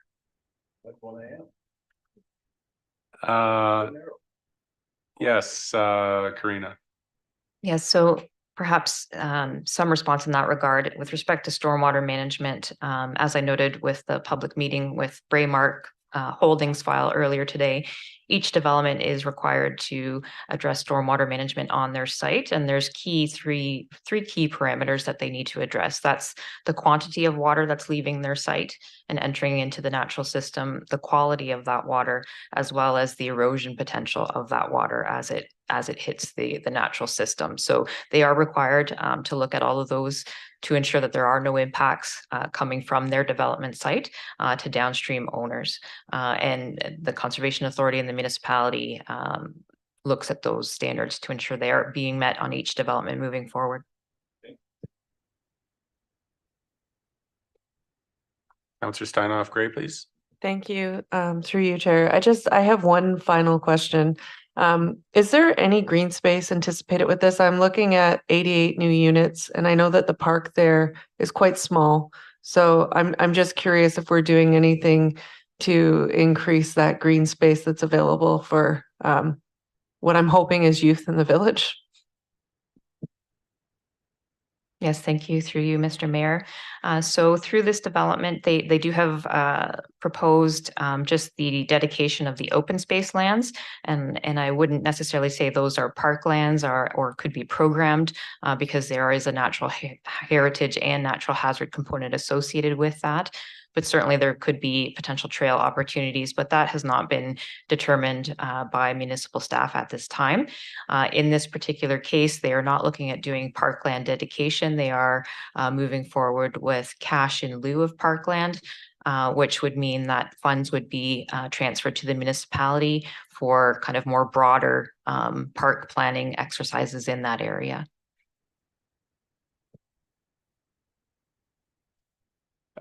Is it a specific follow-up to that question? Okay, go ahead. Just a follow-up, and I'm going to ask the CAO because I'm not sure which staff I would direct this at. Given the cash in lieu, I'm just wondering, is it ensured that that cash in lieu is dedicated to building out spaces in the village? Because if we're expanding, I don't really think we have the proper setup there for some of the recreation we'd like to see. So I'd like to understand how we address that. Through you, Mayor. So parkland dedication, so cash in lieu, parkland goes to a dedicated reserve fund.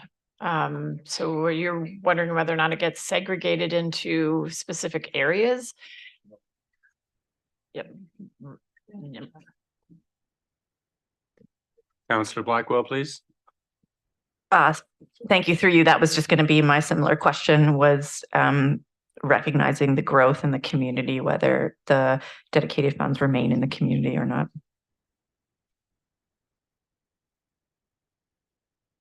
Okay, so we have motion moved by Deputy Mayor and Councillor Kennedy. Does anyone need the motion read again? So we have a motion before us. All in favor of the motion, please indicate. Anyone opposed? And that's carried. Thank you, Karina. We appreciate your skill tonight in leading us through this conversation. All right, we have a IT services agreement. Need a mover and seconder that council approve the attached IT services agreement with the County of Bruce, and further that the base cost of $100,000 be included in the draft 2024 budget. Moved by Councillors Kavanaugh and Blackwell. We do have an attendance, CAO Derek Thompson from Bruce County, and Director of IT Services Mike Kirkpatrick. If there are any questions that could be offered to him, and of course, our Director of Corporate Services, Ms. Bauman. Questions, please. Councillor Hinchberger. As the person who 2 weeks ago moved to defer to today, I'd like to thank, there's been a lot of discussion and information exchange in the last 2 weeks over that. And I'd like to recognize the work of the CAO for all that's done in here. And I agree with this is the right direction to go in principle. And I'm confident that we can find the appropriate way to fund this in the 2024 budget. So I support this. Councillor Stewart. Thank you. Through you, yeah, I can support the agreement, but I can't support the funds actually showing up in the pre-budget for 24. This is a very interesting agreement. We're basically the guinea pigs or the pilot project for this agreement. Is that correct? Or leaders, one or the other. Yeah, I guess. Leaders. Hold on. Yep. No, I'm agreeing with you, Councillor. Yeah. But, you know, one of the things is that we're the only municipality that really bought into this. I guess our friends at Saugeen Shore decided to go their own way, and we're hoping the other 7 buy into it. And I believe their cost should be $100,000 each, just like ours. But I'm thinking that, you know, you start moving this into operation, this becomes a thing that we do every year. I'm not sure if we're going to do this every year. This is really a pilot project. We need to see exactly what's going to happen. And I have no problems with 100,000, but I think we should take it out of the contingency fund this year. And then take a look after the pilot project, whether we want to support this on an operational thing every year. But why are we putting in operational now when it's really just a pilot project? It might not work. So, you know, what's the harm of taking this into contingency fund this year? Thank you. Perhaps I could direct that to the Director of Corporate Services for a better response. So through you, Chair. So while the first year is considered an audit and a review of the IT environment, it doesn't necessarily mean this is going to stop after 1 year. We should be invested in this because we will have additional IT costs, whether or not we're in this agreement or we're not in this agreement. I think what staff is trying to tell council is that we need additional IT resources and we need additional support in this area. And this is an excellent opportunity to get those resources. So I don't think it's a contingency fund. I think this is an ongoing cost. I think we do need to invest in our IT systems on an ongoing basis. And as staff, I don't recommend it be funded from the contingency reserve. Yeah, Councillor Stewart. That's your, thank you very much. And through you, that's your recommendation that we couldn't, or you don't recommend it, but could we fund it through the contingency fund? Yes or no? Through you, Chair, the answer is yes. Council can make that decision through the budget process. And I would say that would be the appropriate thing the council should do. I know we need to invest. We are investing 100,000, but is this where we're going to invest? Or are we going to take the model like Saugeen Shores and maybe hire our own IT additional services? So this is a pilot project. This is like something that it might work, it might not work. We can always throw $100,000 in the 25 ongoing. But I think for this particular agreement, we should take 100,000 of this year's contingency fund and finance it through there for now. Thank you. Did I hear an amendment to the motion in there, Councillor Stewart? If not, it just ends as part of the conversation. I think I'll let the council discuss some more and then I'll make a motion. Thank you. Councillor Blackwell, please. Thank you. Through you, I'll respectfully disagree with my colleague. I think one of the things in looking at the agreement is essentially it's a 5-year agreement. So while it may be a pilot project, I think if we're going to go this route, we should try to commit for those 5 years. I also was reviewing our budget from last year, and we did have an IT request come through. It was for over $70,000 to have a IT staff. And I think in part of the conversations that I've had around this agreement is hiring our own staff may be beneficial in that they would know our system, but it would also be necessarily a generalist where this agreement for a little bit more, we're going to be getting multiple specialists who can really support us in a variety of things versus someone who we're asking to wear a lot of hats. And as it gets more and more complex to support IT management, as we add more and more cloud-based services or IT support services, I think it's a more prudent way to go long-term. Councillor Steinhoff, Gray, please. I'm just absorbing what was sent to me. Sorry. I had asked for a slight amendment of the CAO in that, and I'm looking at my friends in the county here, understanding that we as a municipality are the only municipality in this pilot, but we would be giving authority over to the county where our other, I guess most things would be voted on at the county level as opposed to the municipal level with IT. Is that a wrong assumption or a right assumption? Just because the composition of county is all of the mayors, whereas when things come before this council, it's the representatives that have been elected for Kincardine municipality. So I would like to understand how decisions are made if there's I guess if there's significant IT decisions being made, I'd like to understand how that's made because I would like to have an equal voice as an equal partner. Thanks. Perhaps I'd call on our CAO, Mr. Thompson, to respond to that. Bruce County CAO.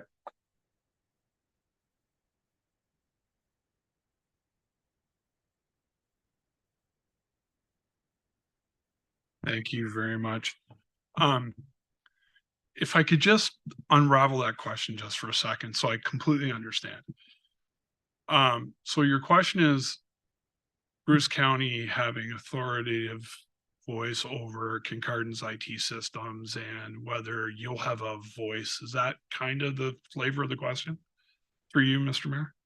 Yeah, through you, Chair. Yeah, that basically my understanding is when we go into this, my understanding of it was that we would be partnering with the county, but really relying on the county to provide that service as we evolve through this 5-year program, especially if we transition over one of our staff. The thing that I was concerned about is if other participants don't join, those decisions around your IT program, I doubt would be brought to Kincardine for decision making, which means I have folks that are not directly impacted the same way as I am making decisions where I have one vote. That was my concern. Thank you. Through you, Mr. Mayor. Let me clarify. I think in the agreement, it clearly states that we will provide input for your consideration during the budget. That's not a county decision. That's a Kincardine decision. From a resource perspective, Mr. Can you speak into the microphone? Just tip it up a little bit. There we go. Excellent. Sorry, thank you very much. Again, in the agreement, it clearly states that certainly we will provide input into the Kincardine budget for consideration. That controls is within Kincardine's control. The county won't have any input into your own systems and design. That's purely your own at council's will, how they want to fund that program. From the resource perspective, the commitment that in the first year is that your resource is committed to Kincardine. That will never change. It's really more of a logistical approach to how the employee is handled through an HR perspective. The systems, the dedicated staff will remain in Kincardine. You won't have somebody withdrawn because they're working for the county. That's not the way it's going to work. The way that we've prescribed it is you will have a dedicated resource always in Kincardine. The conversation around whether they work for the county or not is just simply logistics as HR and what that looks like. The other thing I might suggest to you too is that your current resource will also have an opportunity to train and develop with a broader organization and get potential more skills of development if they so choose. But I think the comment earlier around you're really getting a whole bunch of experts that you don't have now, whether it's cybersecurity, your licensing agreements, your applications, all those things that are able to be provided to Kincardine that I don't think currently you have the capacity to do right now. We'll come back to you in a minute. Deputy Mayor and then Councillor Stewart. Thank you, Mayor, through you. This is a proposal that I can certainly get behind. I don't think there's any doubt that we require additional IT support. So the issue really is, I guess, how do we go about obtaining that? It clearly, in my mind, is going to be more efficient and effective to enter into resource sharing. And I appreciate that we may be the only municipality in this, but I mean, this isn't new, the concept of sharing resources or even IT sharing in other jurisdictions. I think we talk about issues such as data gaps or cybersecurity, and I can only see the benefit of entering into this type of proposal where we're not wholly responsible for that, and we effectively have a team. How it's funded, I suppose, is something for discussion to an extent. But I do think that we're going to have to really try and give this a good go and then take an assessment. And I guess my question would be, in a year's time, would we have a good idea, or is it something that we need to look at assessing perhaps in 5 years' time? I don't know who that question is best directed at. Through you, Mr. Mayor, I believe the first year and as the agreement is structured is the assessment of the service and assessment of the need. I think you'll have a really good idea of where your organization is as it relates to standards, and I'm sure you will also have an accompanied work plan that will come with that as a path forward. If I could just clarify for a moment the conversation around other municipalities. So we didn't openly solicit partnership from other municipalities. We solicit a partnership with Kincardine. There is an opportunity to solicit other partners, other municipalities, which I think if this pilot is successful, we already know there's a want to partner in this model, and that will only bring economies of scale. To what extent, I don't know right now, but it certainly would bring some economies of scale to the partnership in general. We're hoping that will start to come to fruition as this starts to move forward. Councillor Stewart, you were next in line. Thank you. And through you, I agree with what you say and I agree with the program, but we're actually still the pilot. And we're actually investing $100,000 of taxpayers' money for this pilot. And if it does work and there's efficiencies and everything else that we want good things, the other municipalities, are they going to pay us back? Or are they going to have to buy in at $100,000 too? Like, this is the problem is if we put 100,000, we see some great efficiencies, they get to walk in at 25,000. You know, that's unfair for us because we took on the risk, because there is a risk factor with all these things. Sometimes they work, sometimes they don't. Even the MIC program's in question for me. But, you know, I think that this is why I'm saying that we're sort of treating this like an ongoing budget thing for the next 5 years. It might be, but for the first year, I really want to be able to finance it through a different form. So we have to come back and really do analysis whether it worked or not. And it has nothing to do with the program. It has everything to do with the finances of this thing. We start putting in operating budgets, it just keeps going on every year. Thank you. Councillor Steinhoff Gray, please. Through you, Chair. Actually, I'm in line with what you're saying. I was just wanting to make sure we had an equal voice at the table because I do see this very much as a partnership to solve a tangible problem. And I understand that having a smaller number of us involved makes it much easier to define the end goal and then get that buy-in. It really complicates the more voices you add. But one of the things you said that I just want to clarify on, part of what I had in my mind's eye of why we would take on such an initiative with the county and with hopefully later some of our future peers, once we figure out what the resources are we need and what the framework is if I only need 0.20 of a database analyst and 0.20 of an FTE that provides networking and 0.20 that's a firewall specialist, what have you. Like, to me, it was a way to get top tier resources that are specialized because we are sharing in those so that we're paying for our 0.20 FTE per buy-in, right? So just, I wanted to clarify because you said something that made me think like some of the support had to remain in-house, Kincardine. So I wanted to clarify that that is the intent. Correct. Thank you.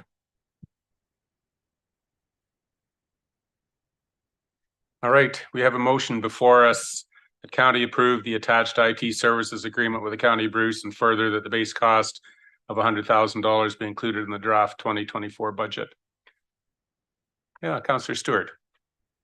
I'd like to amend that and actually just change the last with a friendly amendment, see if I can get a second, that the 100,000 comes out of contingency funds. Thank you. So there's a proposed amendment that the 100,000 come out of a contingency fund. Is there a seconder for that? Deputy Mayor, is there any discussion about that? Councillor Kennedy? Yeah, through the mayor, like, we can vote on this tonight, correct? But we can also vote on this at budget time? Is that a viable option too? Like, do we have to vote tonight? The motion states it further that the base cost of 100,000 be included in the draft budget. So it is presented in the draft budget with the expectation, it's not written in concrete, with the expectation that it would be approved at budget time. This contingency approves it tonight. If we approve it tonight.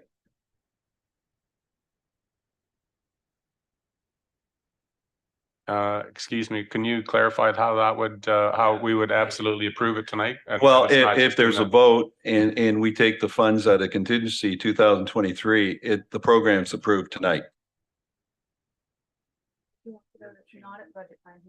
No, it's not a budget time thing. It's a contingency fund.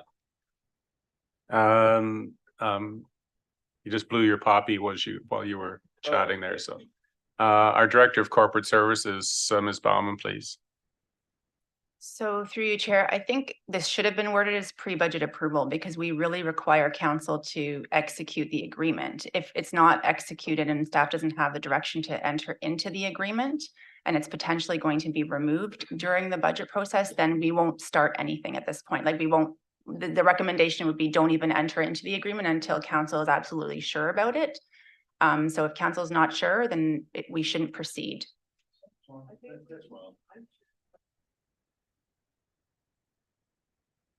Deputy Mayor, you seconded this. Your thoughts, please?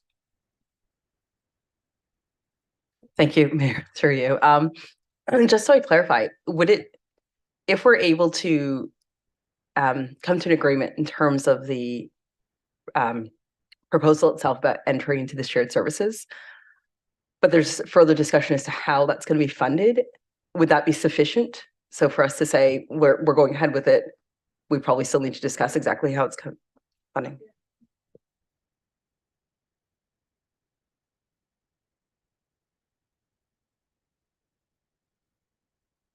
Excuse me, can you say that again, please? Just what I think. Is. Just what the recommendation is. I think that the difficulty, however, with the recommendation was when it was referenced that there would be the expectation it would be, I guess, approved, but perhaps it wasn't meant that it would be approved coming from operating, just that the actual agreement would be approved. Is that? That's what it implies. Okay, because that, yeah. Roxanne, can you clarify? It is my understanding, the way that this resolution is drafted, that we are approving the agreement and that we are giving, even though it's not said out loud here, we are giving it pre-budget approval for the 100,000 to come out of our operating budget in the 2024 year. Yes, that is correct. But the funding source doesn't have to be identified. It would be included in the budget. And then if council wanted to fund it through a reserve fund or through a reserve, they could do so. It wouldn't be a staff. So the source of the funding is irrelevant, but it will be there. Any further discussion? We're on the amendment. Oh, the amendment. Okay. So there's a proposed amendment that the 100,000 be taken from the contingency fund. Is there any further discussion? No, I'm going to withdraw that amendment. Thank you. Is there any further discussion on the main motion? All in favor of the main motion? Anyone opposed? And that's carried. Congratulations, Bruce County. You've got yourself a willing partner in an IT services agreement. 2023 budget amendment, dredging, parks facilities. So we need a mover and seconder. That council approve a budget amendment. That will be a 2023 budget amendment. Of an additional 167,505 for the purposes of dredging the Kincardine Marina for a total project cost of 317,505. And further, that the project be funded from the Marina Reserve Fund 69, 74,000. Kincardine Yacht Club financial contribution of 85,000 through the 2024 Marina operating budget 158,505. Mover and seconder for that, Councillors Kavanagh and Kennedy. Discussion. Councillor Stewart, please. Thank you. And through you, Chair, I'm just trying to understand this, and I'm a little bit disturbed by this whole sort of thing because we did a pre-approval of this of 150,000 way back at the beginning of the year. And all of a sudden we're seeing this, in November, and the costs have doubled. One thing for the council to be very aware of as we get into budget meeting, we seem to have our cost estimates a little bit under. We're going to have to be careful. but this isn't actually costing the taxpayers any money, but the 2024 marine operating budget, have they even made the money? Are we loaning them the money? How is this sort of being financed? I know that we have a reserve fund and we have a yacht club financial contribution, which I assume they have 85,000 in the bank. And then the 2024 marine operating budget, is that a taxpayer thing or is that going to come from their revenue? But they don't have it yet. So they're okay. So we're actually lending them the money. Good evening, Director. There was a question in there that Councillor Stewart, could you, it was presented in the report, but could you clarify these funding sources, please? Yeah, certainly through you, and I may rely on our Director of Corporate Services to jump in at some point too. You are correct. It's difficult to predict on what they're going to be making a revenue each year. And so with that, we looked at the fact that there's 3 funding sources that will go towards this, and it will take some time through at least 3 or 4 years through the processes to pay some of this back. And certainly in both reports that I provided you, because they're both allocated to the marina, part of the issue too with this particular one is that it's difficult to predict when we can do dredging. You know, climate change has really changed the direction on when we do this. At one point, it would be a reoccurring item of every 7 years. Well, we experienced extremely high water levels 5 years ago, and ideally we should have been dredging 5 years ago, but you're not going to dredge when you have high water levels.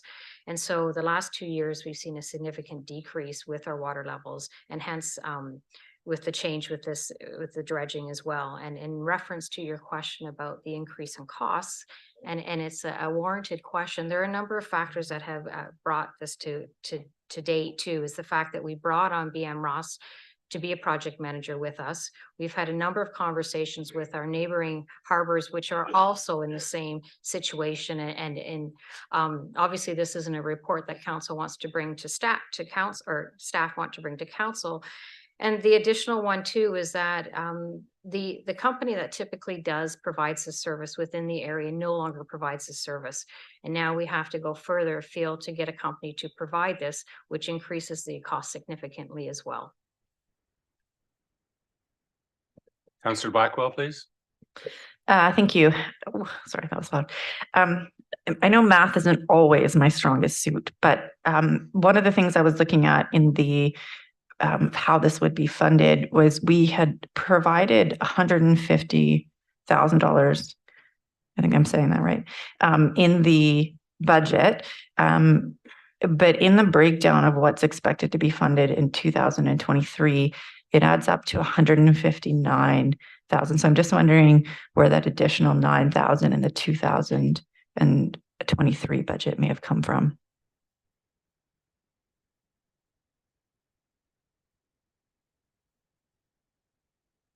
I would have to look a little bit more into that. Sorry, I can't answer that question right now.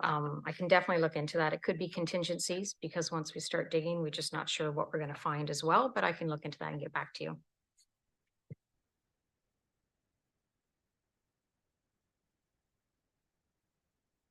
The numbers do add up. If 150,000 in the previous budget, and there was 167 added to it, which is 317. Yes, that is below how it's funded. 158 Sorry, I'll use my microphone. 158 and 159 is 317. Yes, but the 158 plus, so we approved 150. It's saying the Marina Reserve is going to take 74,000. The Yacht Club financial contribution is 85,000. So if those are to be 2023 budget that we were using, would that not, that's 159.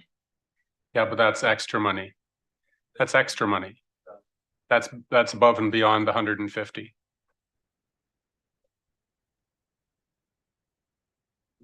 $317. So in 2023, we had budgeted 150,000 for it, and we have to add an additional 167 for a total cost. So that 167, so the total budget now is coming from 74 plus 85 plus 158. Yeah, for 317.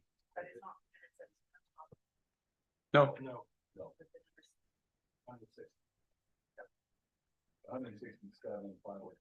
Any further questions regarding the dredging? Councillor Hinchberger, please. Thank you, through you, Mayor. I was thinking ahead to 2025. So is this proposed to be a one-time 0.8% increase in the operating budget that will return back to when we get to 2025? And then I have a follow-up depending on the answer. So is the question, is the dredging a one-of sort of? Yeah, that's correct. So as the director said, it's like traditionally every 7 years, but it's been a 10-year project this time through the cycle. Correct, through you. And what we'll do is we will reevaluate it as we get closer to the 5-year mark to determine whether or not we should be looking at it again. It's not one of those things. It's a difficult one to predict, is what I'm trying to share with you. And certainly something that we don't want to be coming at the last minute to council. But in light of the fact that we can contribute it, really, this is a victim of climate change, I can honestly say to you, and council will do their best efforts to predict and at least talk with our neighbors, talk with the associations that we have in the past in regards to when we should be preparing again. We do have a group I will share with this council as well, a group of harbors within Southwestern Ontario that we speak to regularly to talk about some of the trends and issues that we see in harbors. And also look very closely with Saugeen Shores as our closest neighbor with the marina too. And I can honestly tell you they're looking at $500,000 in dredging for this year. Councillor Prenger, please. Yes, thank you. Through you, Chair. The director has mentioned twice now that this is because of climate change. I'd like to understand that better, please. My understanding of lake levels changes is that it's historically changed a lot. And it's never been because of climate change before. So I'm just want to understand that, please. I'm sorry, I'm going to interject in there. I'm looking at two things, the clock, and I'm looking at the nature of it. And regardless of what the cause of the silting in the harbor is though she has commented it is climate change, it does not change the purpose or the effect of the budget request. So if that's, I'm sorry to interject on that, but that's fair enough. Councillor Prenger, please. That's fair enough. And I understand I don't want to be here much longer either. Can I get a response directly then outside of this meeting? Thank you. Thank you. And through you, I'm no scientist, but what I can tell you when I talk about climate change. Oh, sorry. Yeah, talk later. I'm fine with that. Okay. Are there any other questions related to the budget? All in favor of the motion? Is there anyone opposed? And that's carried. So we need a mover and seconder for a budget amendment for regarding fuel tanks. The council approved 2023 budget amendment in the amount of $328,000 for the removal and installation of above ground fuel tanks located at the Kincardine Marina, and the replacement of the tanks be funded through any balance remaining in Marina Reserve Fund 69, such that this fund is depleted entirely, estimated at $150,000, and further that the estimated unfunded portion remaining of $178,000 be funded by a repayment of the annual marina profits until the amount is repaid in full, estimated 3 or 4 years payback. We need a mover and seconder, Councillors Kavanagh and Hinchberger. Discussion, please. Councillor Hinchberger. Thank you, through you. This kind of looks to me and walks and talks like a capital project, and it's it's asset management question. Like, was this in our asset database? Because I looked ahead at the 5-year capital forecast that was in the budget, and I didn't see something that looked like it. So I'm just trying to make sure that we have something properly identified as an asset in our plan. This can be just followed up offline.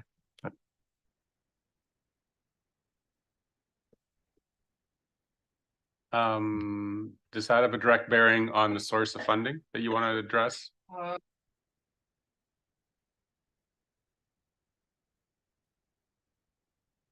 Councillor Stewart, please. I know that we're signing a new agreement with the Marina folks. We better sign one pretty quick because they're going to owe us a heck of a lot of money. I wanted to know who actually owns these tanks.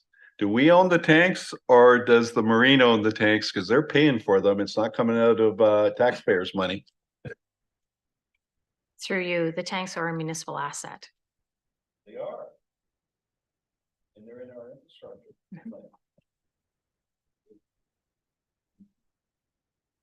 Further discussion? Councillor Blackwell? Thank you. Through you, having been down to the marina, there was and doing our tour, I think it was a spring bus tour, there was quite a lot of discussion around major capital projects that may need to be done. I'm just wondering, especially as we're talking about potentially renewing that agreement or hopefully renewing that agreement, has there been conversations with them about how they foresee this impacting other plans like dock replacement and things like that? Certainly through you, we've had a number of conversations with the marina staff and with volunteers as well. And certainly we've come to the realization that that group and us as well has inherited a facility that has a tremendous amount of a deficit when we look at our infrastructure in that building, in that facility. And unfortunately, there are a considerable amount of updates, as you know, that need to be completed. And we also know that boaters compare our marina when they go to other marinas. And so if we want to continue to be in the industry, it's something that we definitely need to keep on top of. They recognize the fact that infrastructure improvements are borne on the users and not the taxpayer. And they also recognize the fact that their fees have not increased significantly for a number of years. We increased them last year significantly, and we will continue to do so until such time we have a plan in place for covering some of these capital improvements that we are going to inherit over the next several years. We have the motion before us. All in favor? Anyone opposed? That's carried. Expansion of the Kincardine Water Supply System and Treatment Plan Schedule C EA update. Need a mover and seconder that council direct staff to issue the notice of expansion of the Kincardine Water Supply System and Treatment Plant Schedule C Municipal Class Environmental Assessment Environmental Study Report for public review. Moved by Councillors Hinchberger and Stewart. Discussion? All in favor? That's carried. The Roach Mutual Agreement Drain Environmental Services, the mover and seconder that council accepts the mutual agreement drain report as provided and pass a bylaw to authorize the agreement. Mover and seconder, Councillors Kennedy and Kavanaugh. Any discussion? All in favor? That's carried. The use and installation of community safety zones and traffic calming implementation policy. Mover and seconder, the council approve the use and installation of community safety zones policy as presented, and further the council approve the traffic calming implementation policy as presented. Mover and seconder by Councillors Stewart and Deputy Mayor Clark. Discussion? Councillor Blackwell? Thank you. We've had quite a long night already. So I've indicated to many of my colleagues that I'm interested in deferring this to have a broader conversation about what our biggest issues are. I first of all, perhaps should say that I'm absolutely delighted to see this on the agenda. It's just more around where exactly it will apply, and a couple other questions that I have that I'd like to ask our infrastructure staff before bringing this back. So do I have to give a timeline right now? Okay, can I bring it back in 4 weeks, please? So you'd like to move to defer this report for 4 weeks? Yes, please. Seconded by Councillor Kennedy. Any further discussion? Oh, is there debate on that? On the amendment? Well, we have a motion to defer. That's what we're voting on. Perfect. Any discussion? All in favor? Yeah. It's deferred. Traffic and parking bylaw amendment. Need a mover and seconder that the amendments as set out in report operation be approved. Councillors Kavanaugh and Deputy Mayor Clark. Councillor Blackwell. Thank you. Through you. There's one element of this report that I'd like to request be deferred back to or referred back to the Accessibility Committee. for some clarification, which is specifically the statement that mobility scooters are not permitted on dedicated marked bike lanes.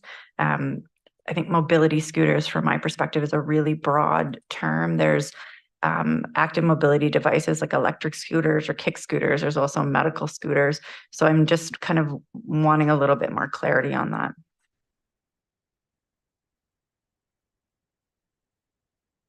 Okay, what would you like to do then? Oh, I'd like to approve everything except for that line specifically. I don't know how to ask for that amendment. I'd like that element to be referred to the accessibility committee for further discussion. Can we pull out a?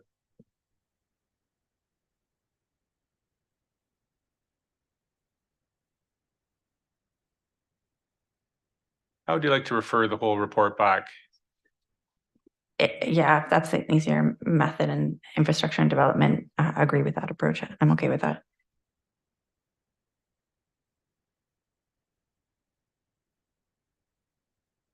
Can you give us some guidelines regarding the I'd ask that it meeting come time? back for in accessibility? January. This was meant to be discussed November 23rd with accessibility. Sorry, so yeah, so if it could come back in early January, so it's.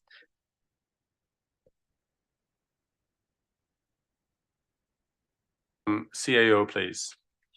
So council can amend what it is that has been proposed in the bylaw to remove that specific section in reference to mobility scooters, particularly in light of the opening of the gate at Mystic Cove and the reduction in the speed limit there. I think you would want to take action with respect to the rest of the bylaw.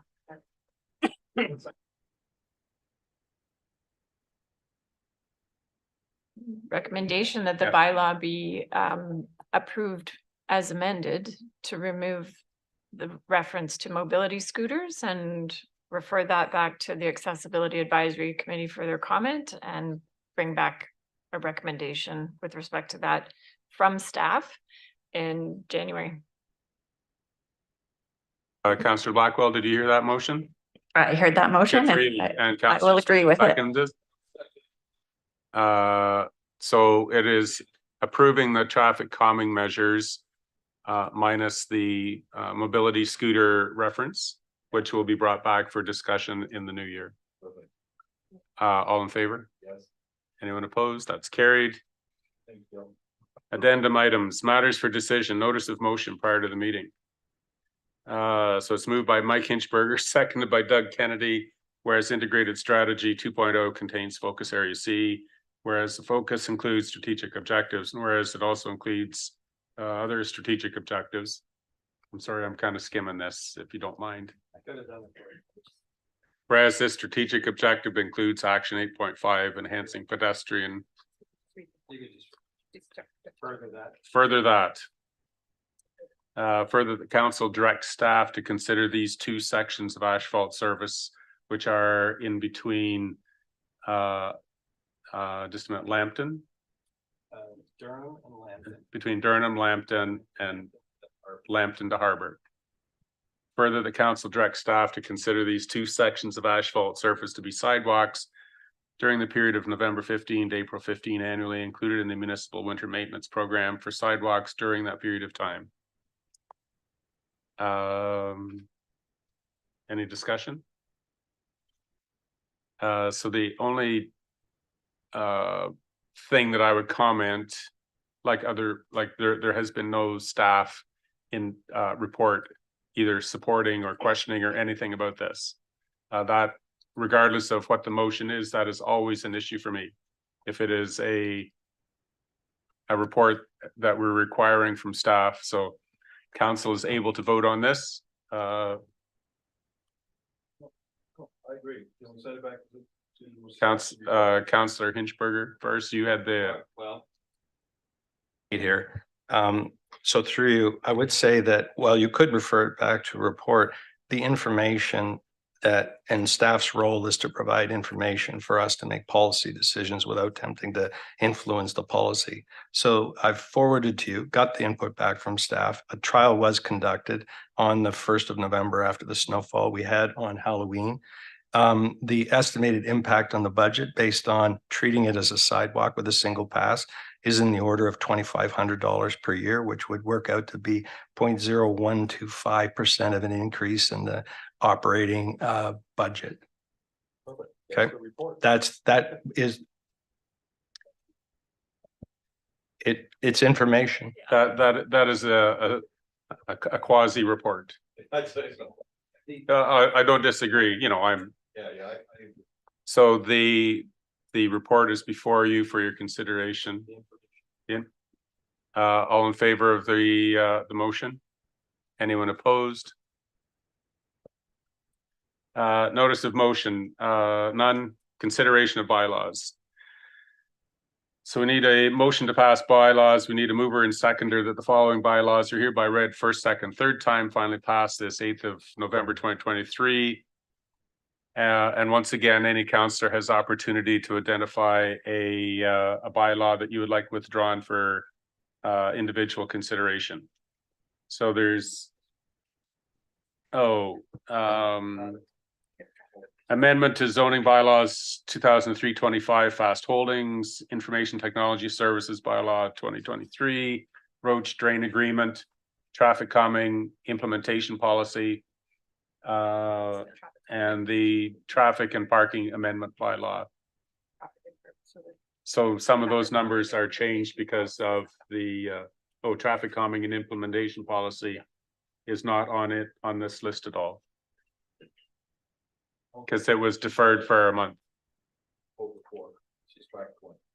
Okay, so we need a mover and seconder. Well, we need a mover and seconder before you can ask for discussion on the motion anyway. So Councillor Stewart and Hinchberger, is there any discussion? Councillor Pranger. Thank you. I'd like to pull the zoning amendment fast holdings to be voted on individually. Thank you. Sorry. I would like to pull the zoning amendment for fast holdings limited to be voted on individually, separately, and with a recorded vote, please. Okay, thank you. Any other requests? So the motion remains the same except for fast holdings, which was the first bylaw. All in favor of passing the rest? Any opposed? That's carried. So now we need a mover and seconder that the amendment to zoning bylaw 2003-25 fast holding bylaws be approved, be hereby read first, second, third time, and finally passed. And there has been a recorded vote requested. Clerk, please. We need a mover and seconder. Councillor Stewart and Deputy Mayor Clark.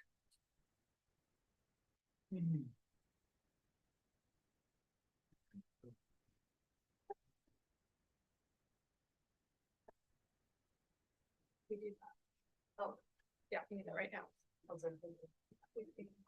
I'd like to make a motion that we extend the automatic hour of adjournment until the completion of business. Seconder. Councillor Steinhoff, Gray, all in favor? That's carried. Have a cookie. All right, so we have a recorded vote regarding the fast holdings bylaw. We start with Councillor Pranger.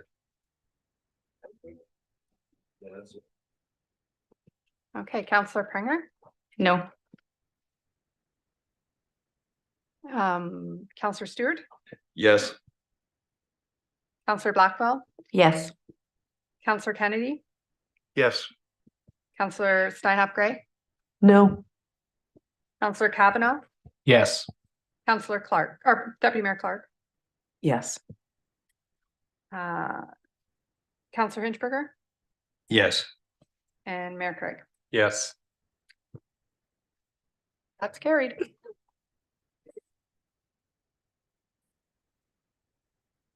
We have the consent agenda. Items listed under the consent are considered routine unless a member of council would like to withdraw one for consideration at a future council meeting, not this evening, future council meeting. Any requests for inclusion on successive agenda. Councillor Stewart, please. Under 9, B, C, water testing program, environmental services. Just want to thank you for through you, Mayor. I just wanted to thank Mark and his team for doing it. We're moving that forward. We're starting to understand that there is some testing program with Saugeen Valley. I'll mention to Mark that there's also testing program with the health unit. So we'll be able to understand a little bit more about the surface water that we're living beside. So thank you very much for at least starting the program. Bye-bye. Anything else?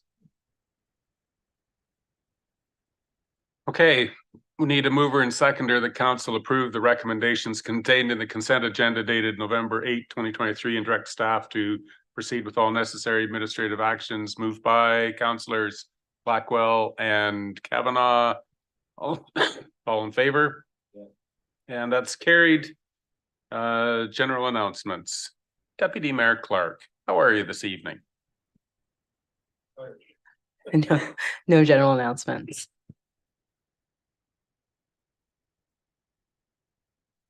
Councillor Kavanaugh.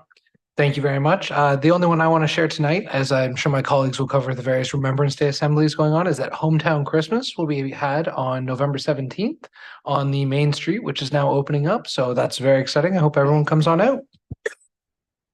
Councillor Steinhoff Gray, please. I have no announcements tonight. Doug.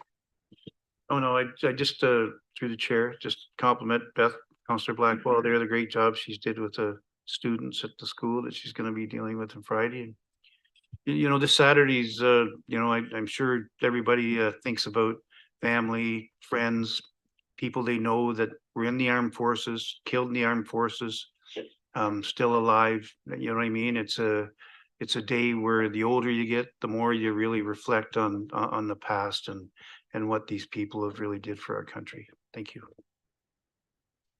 Councillor Blackwell.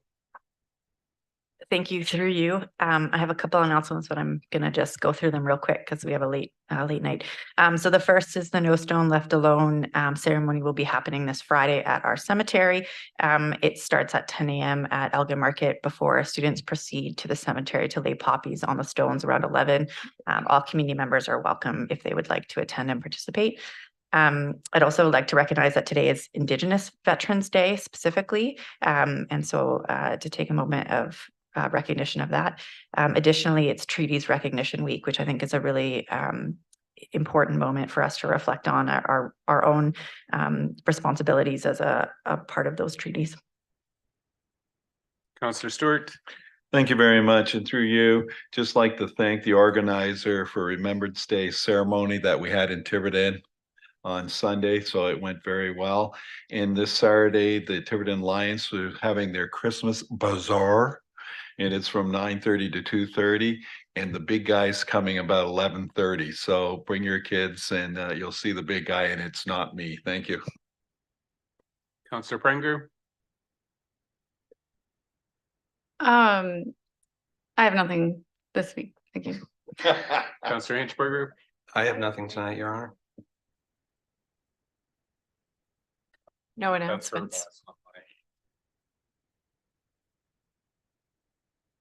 Okay, excellent. So we need a mover and seconder. The council move into closed session pursuant to section 239 of the Municipal Act for the following reasons: approval of minutes dated October 25, 2023, for the purpose of a trade secret or scientific, technical, commercial, or financial information that belongs to the municipality or local board and has monetary value or potential monetary value, Integrity Commissioner.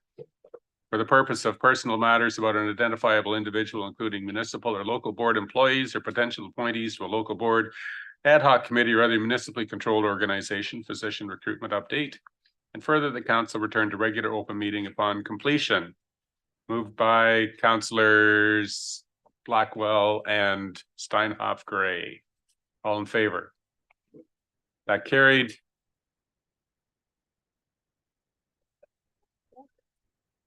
Right over there. Or you can have a cupcake. Put your